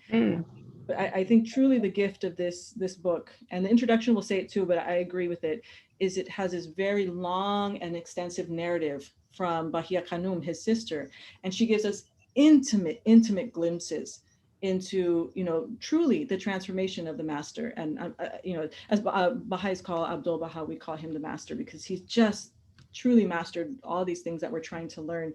I want to share something from this book that I read. There's as many people know, Baha'u'llah spent time in prison, and most of his life in prison, and one of those was in the prison called the Siachal, right? And Abdu'l-Baha was 9 years old when that happened, and he went to go see his father, and it was so shocking to him, right? It so shocked his whole being that, from that moment, and then when his father was released shortly after, then he left for years, into the mountains of Sulmania. And Abdu'l-Baha just, cried and cried and cried. And in this book, she shares that he wept so profusely that nobody could console him, and so they just allowed him to weep. They allowed him just to cry, right? And so what she said was, this is Bahia Khanum, she said he would cry and he would weep, and when he wasn't crying, he would be memorizing the tablets of the Bab, who was the forerunner of Baha'u'llah, right? And reading his reading his writings. And so he did this back and forth, cry, release, and then read the tablets, memorize the prayers, right? And go back and forth. And in another book, Baha'u'llah said that period was a time of intense transformation for Abdu'l-Baha. And he said he transformed so much that it could be considered equivalent to what Jesus Christ transformed when he was in the 40 days in the desert. How phenomenal, right? Wow. And so, when you hear this, for me as somebody who's engaged in this kind of healing process, it is so encouraging, you know, that if we just allow ourselves to release and then go back to the guidance and let that fill us up, you know, transformation is possible, right? But I'll put the title in the chat. Thank you. I would just Put it in there, Marian. I mean, Ymasumac, I put it in. I just wanted to say one thing to let you know that in Hebrew, the word Ima means mother. Oh. I know. It's so funny. I think there was another language that somebody told me it also means mom or mother. And I laugh because, you know, and Diane will, I think, you know, chuckle at this too, but, you know, I have 4 kids and I've always said it feels like 10. You know, I'm just like, I just feel like, what the heck? Why does it feel like so much work? You know, and then, you know, for some reason, like, you know, just kids keep landing on me, you know, I mean, like, you know, like my eldest granddaughter is, you know, currently with us, you know, and so it's like, and she's 3.5, you know, my husband's like, we didn't even like birth this one. I'm like, I know. Like, so yeah. And I have like youth in the community come and they're just like, you know, they call me Mama Ima. And I'm like, you're only like 5 years older than me. So, you know, but I think it's, you know, that's something to do with the name, I think. Thank you so much, Amir. You see, even asking a book question often elicits information that we didn't know before. No, I mean, this was wonderful. I mean, I've never read it. I'm going to get it now. I didn't know it contained all of these gems. So I'm really glad you asked, Amir. No question should go unanswered, and no question is insignificant. Okay, Janine and then Rebecca. Janine. I'm so thrilled. Thank you so much. This is such a confirmation.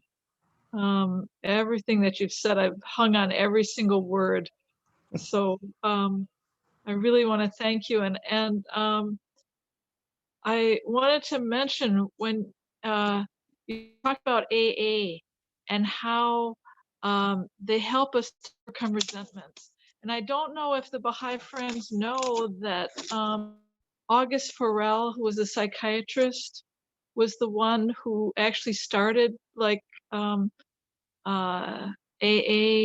but they didn't call it that in Europe. And he was influenced by Abdul Baha'i, became a Baha'i, gave up his racist and other, you know, viewpoints. But he was transformed to the point where Jung came and studied with him, and Jung is the one who told Bill W. that that alcoholism was a spiritual, had to have a spiritual solution. And so there's a lot of the Baha'i process in the 12 steps. And I don't know if people know that direct connection.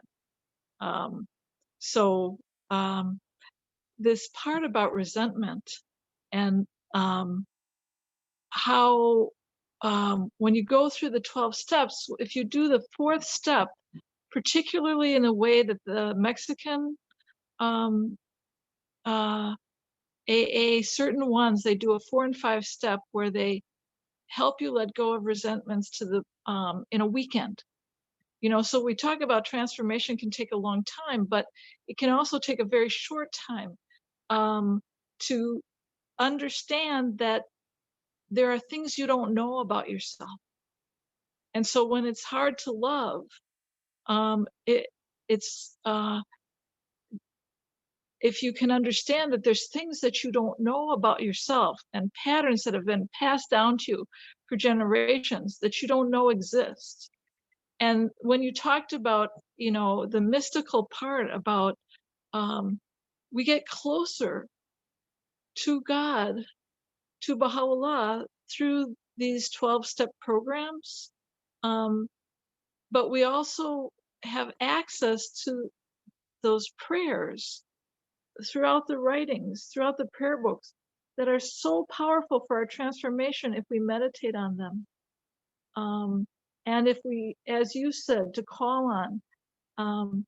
And so I just, asking you to talk just a little bit more about the mystical and the calling on, and how can we encourage each other to do that.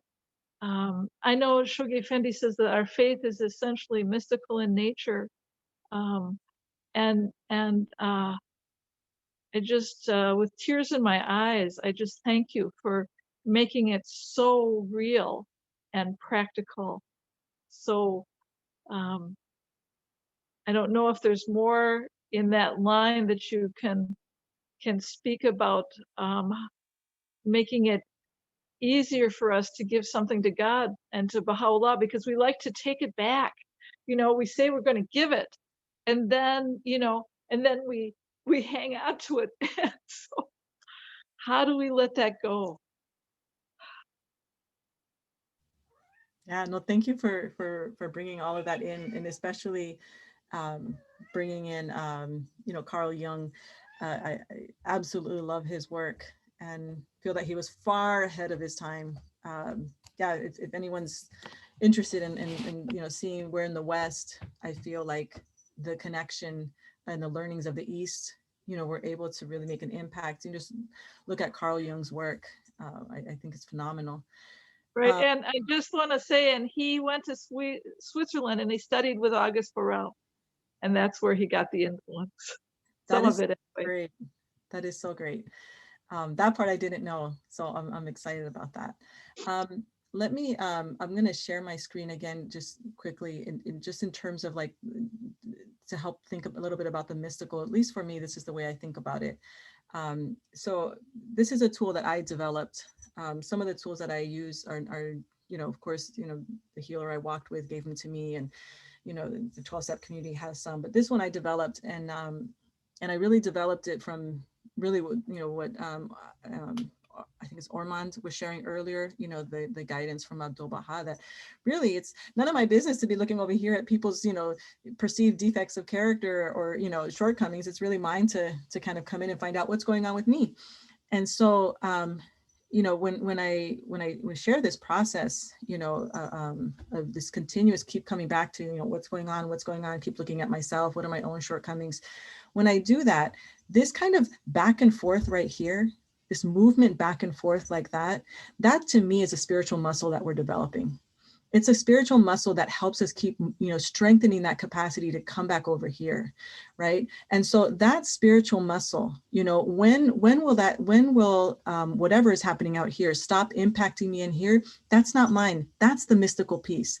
I don't know when that'll lift. I don't know when this thing that somebody is irritating me about, when that will stop. But I trust that it will. And so I don't worry about that. Mine instead is to do this work, right? This work of going back and forth here.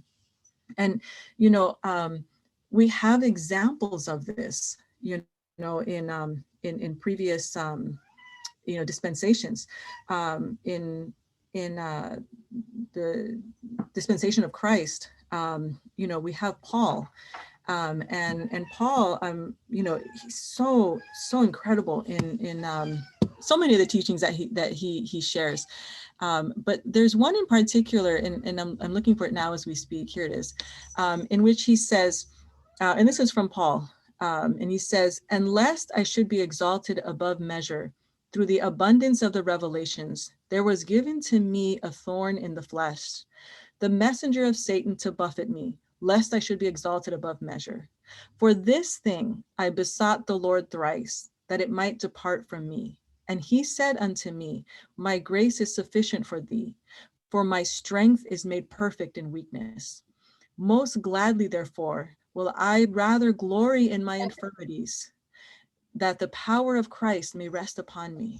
Therefore, I take pleasure in infirmities, in reproaches, in necessities, in persecutions, in distresses for Christ's sake.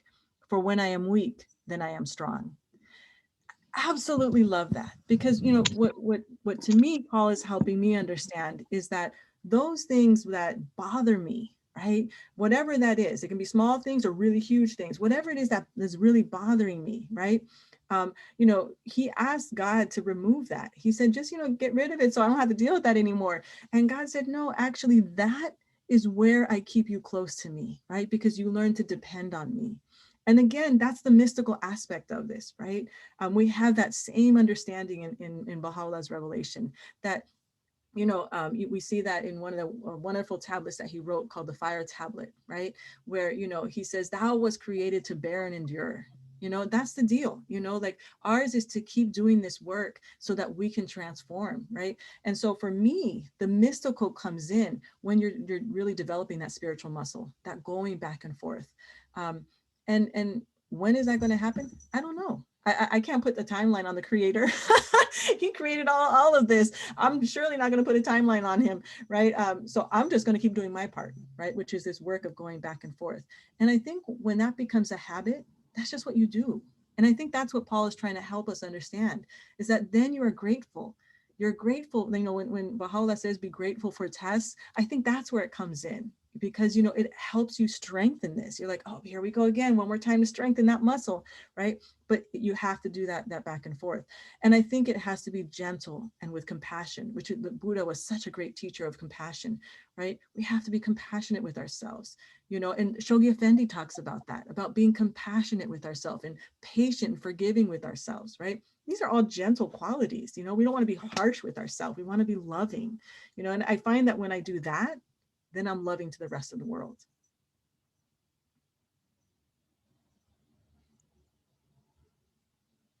Thank you. Oh, I'm sorry. Go ahead. I didn't mean to interrupt. Okay. Doug, are you still here? I apologize. I skipped over you.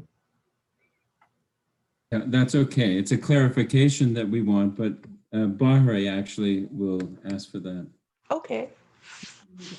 Since I typed the question, lots of it is clarified, but I just want particularly ask this question as a therapist or healer in this culture that people are so resentment of God and creator. Do you actually use those words that you so beautifully express with us, with your clients? I also know lots of recent therapists do use Buddhist ideas, mindfulness and all of those. But and as you explained, the 12 steps also believes in higher power. But just talking about mystical God and creator, when people just say, oh, the universe or whatever. So if you could please explain that. Thank you.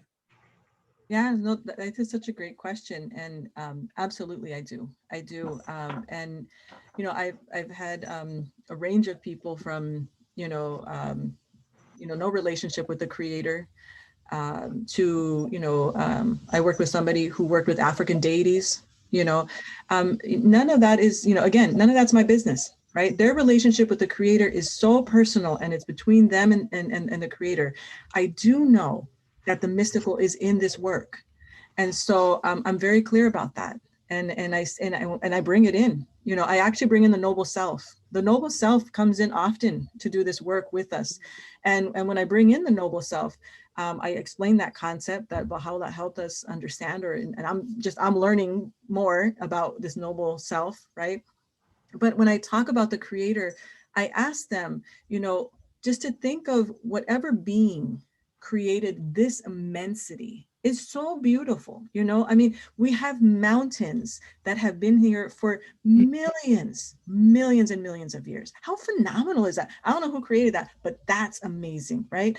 An ocean that we have yet to find the bottom to, right? We have yet to find all of its depth. How phenomenal is this, right? So whoever designed that, that's who I'm asking them to bring in, right? And they can call it whatever. They can call it universe. They can.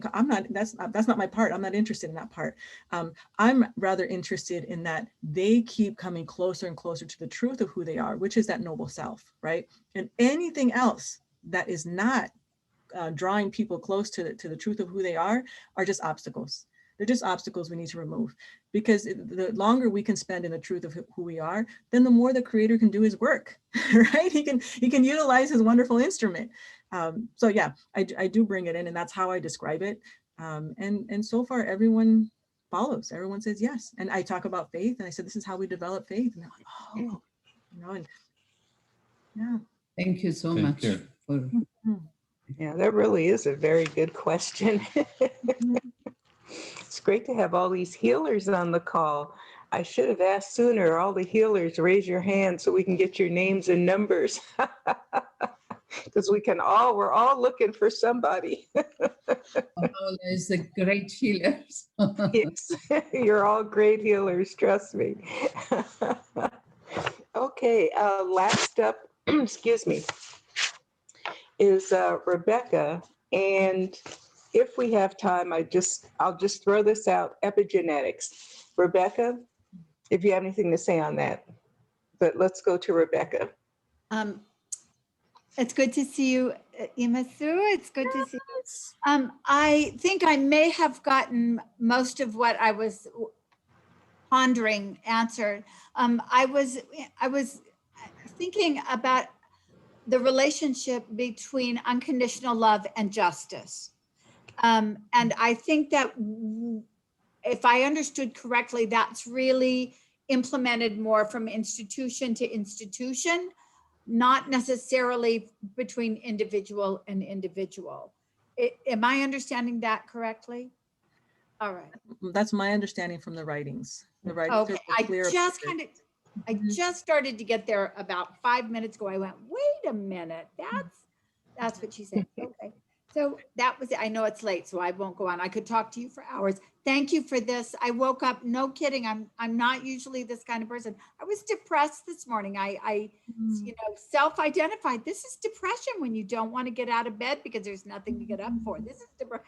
And I'm so uplifted. It's been such a blessed day, these confirmations, and you're right, assistance. Okay. Yes, yes. Yeah. Always so glad you're here, Rebecca, and everyone else. And speaking of that, there were a couple of people that I don't think I got to give a shout out to earlier. So if I repeated your name twice, well, that's wonderful. And if I've missed anyone else and you want to come off and say, hey, I'm here, please do that. So a shout out to Sherry Lamont's iPad, that is, Lois Peak, Ida Good, and Isoki. I have trouble with names if you didn't know, folks, so please forgive me. So welcome. It's great to have you here. So we're going to get ready and wrap up. Oh, we got one more message in there. Wait a second. What does this say? And then Sherlyn, did you want me to talk a little bit about my thoughts on epigenetics in terms of? Yes, if you have a minute to do that, yeah. Mm-hmm. What made you think you was talking to the iPad? Because it says Lamont's iPad. That's what I see. Yeah. How you doing? Hi, Lamont. How are you? I'm all right. Are you keeping it cold up there in Minnesota? Yeah. I kind of did my life story last night, I heard, and I was sorry I couldn't make it. Yeah, but I'm on again next Friday, so I'll send y'all an email, Okay, please do that. Can we see your face? Hold on 1 second. Your hair good?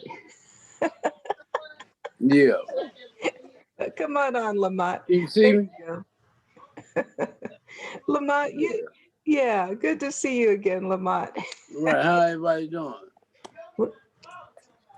Everybody's doing good. We're all doing good. Okay, that's what's up. All right. Hey, Joyce. Oh, yeah, there's Joyce Olinga. Okay, epigenetics. You could see how, all right, I'm sorry, I'm interrupting again. But you can see how the group goes. All right, we had 110 people at the highest point tonight. And I round up, I'll add in 3 more people because we've got multiple people on devices. So we've got 50 people still in the room. And it's almost 11 o'clock and we started at 7:30. Doesn't the time fly when you're having fun? Mm-hmm. And learning so much? Yeah. Okay, but we're definitely got to get out of here by 11. So if you could close this out, and maybe someone would like to offer a prayer afterwards, and Nason and Jillian and I will put our heads together another time, maybe, unless they can still stay on after. So Ymasumac, it's on you. Epigenetics? Yeah, no, thank you. That's a great question. You know, and it's not a new concept, right? Epigenetics is not a new concept. You know, many of our indigenous elders. Excuse me, Lamont, Oh yeah, yeah. from you, please. There you go. Okay. Thank you. All right, we're good. Yeah, you know, many indigenous cultures have this tradition or this understanding or this spiritual teaching that says, you know, whatever decision you make, you want to think 7 generations ahead, right? Mm-hmm. And so it's this understanding. I mean, that truly is what, you know, what epigenetics is that, you know, it impacts everyone, you know, and so you want to be thinking about this. And so the way that this shows up in the healing work for me, and I don't think it was separated at all, is at the very beginning of my own healing work, my father, you know, I was incredibly bitter and angry. I had a great deal of anger. You know, I had some traumas that I had experienced as a kid. You know, I didn't know, they weren't conscious, but I could feel them in my body. And I just felt very hopeless. And I was 15 when this was kind of all churning.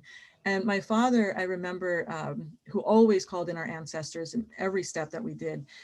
He said to me, he said, do you know what your grandmothers suffered when the colonizers came? He said, do you know what they put them through? Do you know that they raped them? Do you know that they stole their lands, that they sold their children? You know, he said, and you know what? He said, they didn't give up. And do you know why they didn't give up? They didn't give up so that you would be here. And he said, what will you do to thank them for that sacrifice? Mm. You know, and that was at the very beginning of my healing work. And I remember in that moment, I held a ceremony, and I called my grandmothers in. You know, I called my Mama Crucesa in, my Nana Mitchell, you know, I called them into that space. And I told them, I said, any healing I do, it will be for you.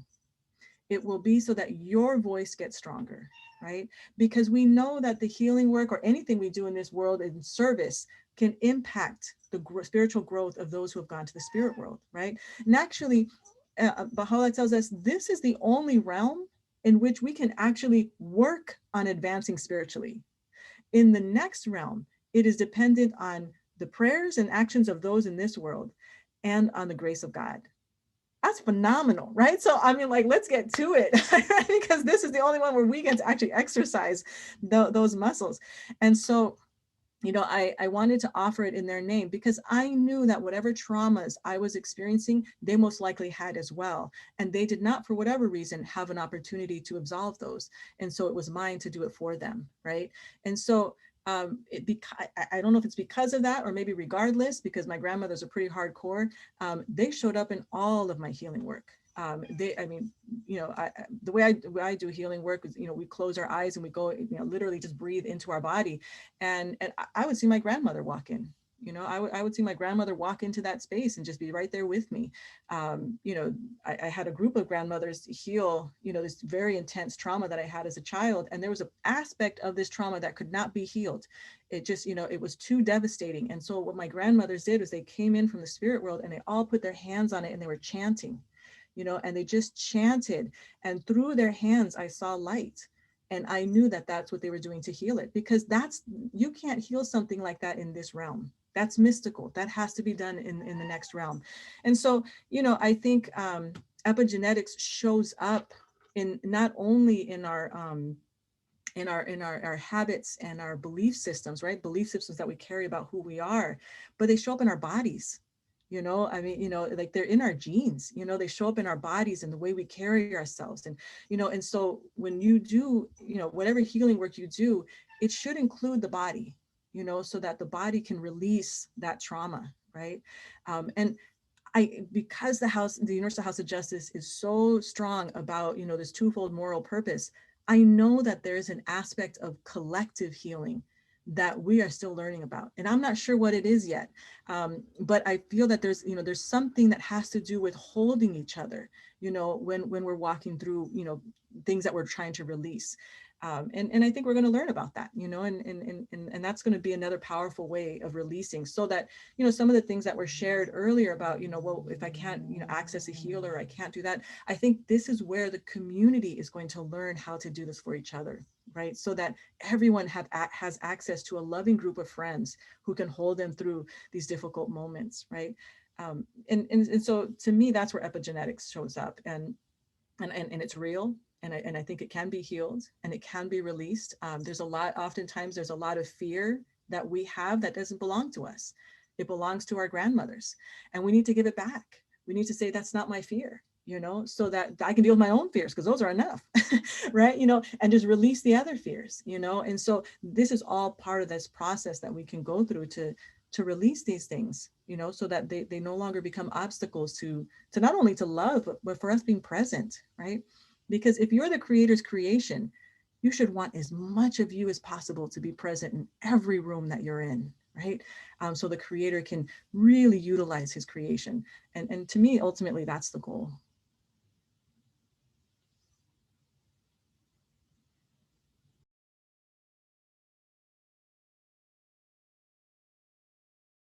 You're on mute, Sherlyn. You're probably saying something so beautiful. It was awesome. I'm just kidding. It wasn't awesome. But actually, I just said, wow, and I'm looking at Rebecca's face. She's right underneath you. And, and my wow was like her going, and she did this beat, this deep exhale, and like, oh my gosh, you're just blown away. And yeah, what can I say? You just bring it. You just bring it.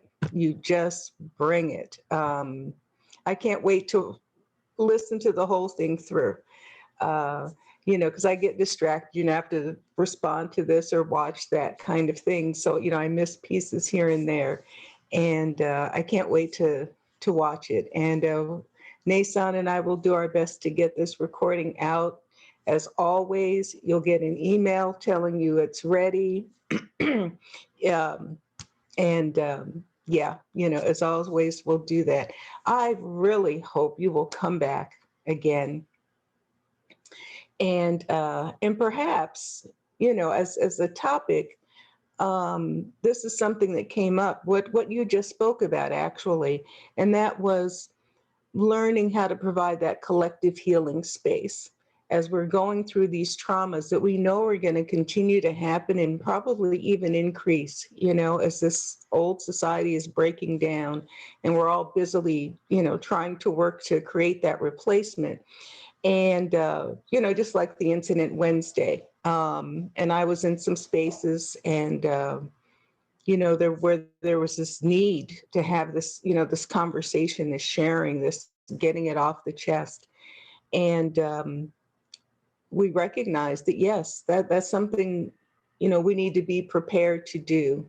And we need to learn how to do that. And maybe that's something you can help us through and give us some guidance and some suggestions on how to do that collectively. That would be awesome. That's just off the top of my head, but anything else you'd like to do, of course, would be totally fine. I would Don't get me love wrong. to learn about that. That's an area I've been wanting to learn about. And, the House of Justice recently in one of their messages asked us to really look at what untapped, potential, right, is laying in wait, and so we have to think about, what are the untapped resources we haven't tapped into? What do we need to, and this area of collective learning, and collective support is something that is very, very nascent, in particular for us in the United States. And it has to be radically different, right? Yes. Than wider society. And so we really, I think, yeah, it's an area of true importance, because I think when I think about healing work, and the kind of the walk that I've been able to have, I remember I was talking to the healer, and I said, we can't do this, you know, one-on-one with the whole world, that's going to take too long. Like, Yeah. I have to figure out how to like do this with like larger groups of people. And I remember she looked at me and she said, you're going to be the one to figure that out, you know, and she goes, mine is individual. And I really appreciated that, you know, because, you know, we're so lucky that as Baha'is, we're part of this learning mode that really is about learning collectively. You know, it still has an individual aspect to it, but there's a reflecting with others. There's a working with others that demands something from you. And you have to keep doing that work, both individually, but then also with others, right? So yeah, I think it's a great area to learn about. I'm happy to learn with everyone else here and see what we come up with. All right, that sounds awesome. Well, I've got dates available starting in July. As I said to a friend recently, pick a date. We'll plug you in if you want a date to work toward. We can set that up right now. We'll do it offline. And because truly the need is pressing. The need is pressing. The need is really pressing for that. And we're just so blessed, you know, just to have such a gifted person like yourself, you know, here with us.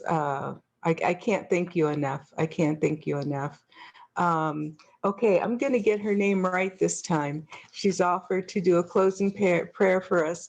Oh, Susie Q, we get to see you. All right. Hey, Susie Q. Okay. Just tell you, Sherlyn, bless my mom. She's like, I don't know how to change that. Susie Q is my mom. Oh, that's your mom. Her name is Susan, but she's like, I don't know how to change the Susie Q. I'm gonna have to go help her with that. But that's my mom, Susan. Susie Q is so cute, though. Yeah, I think it's so cute too. It is. Hi, Mom. How are you? Look what you have wrought, huh? I know you're awesome, awesomely proud, awesomely proud. And I know those teenage years were hell. I know mine were, and they are for most of us, I can imagine. But look what came out on the other side of that. Okay, I'm gonna get her name right. No one's moving here, you know, and I really feel, at least I think I really feel where people are in the group, and it's like no one's budging. You know, I don't see anyone ready to hit that button yet, you know, and it's like I feel kind of guilty closing us out. But okay. Siranash. You got it. All right. All right. Siranash has offered to do the closing prayer. Thank you, guys. Right on the third try. I love you all. We'll see you next week. Let's wait for Siranash's prayer, and then we're all gone, unless Jolene and Nathan and I can hang on. Thank you. That was a big feast for us. Thank you. Thank you. Oh, thank you. Arm with the power of thy name, nothing can ever hurt me, and with thy love in my heart, all the world's affliction can in no wise alarm me. Armed with the power of thy name, nothing can ever hurt me. And with thy love in my heart, all the world's affliction can in no wise alarm me.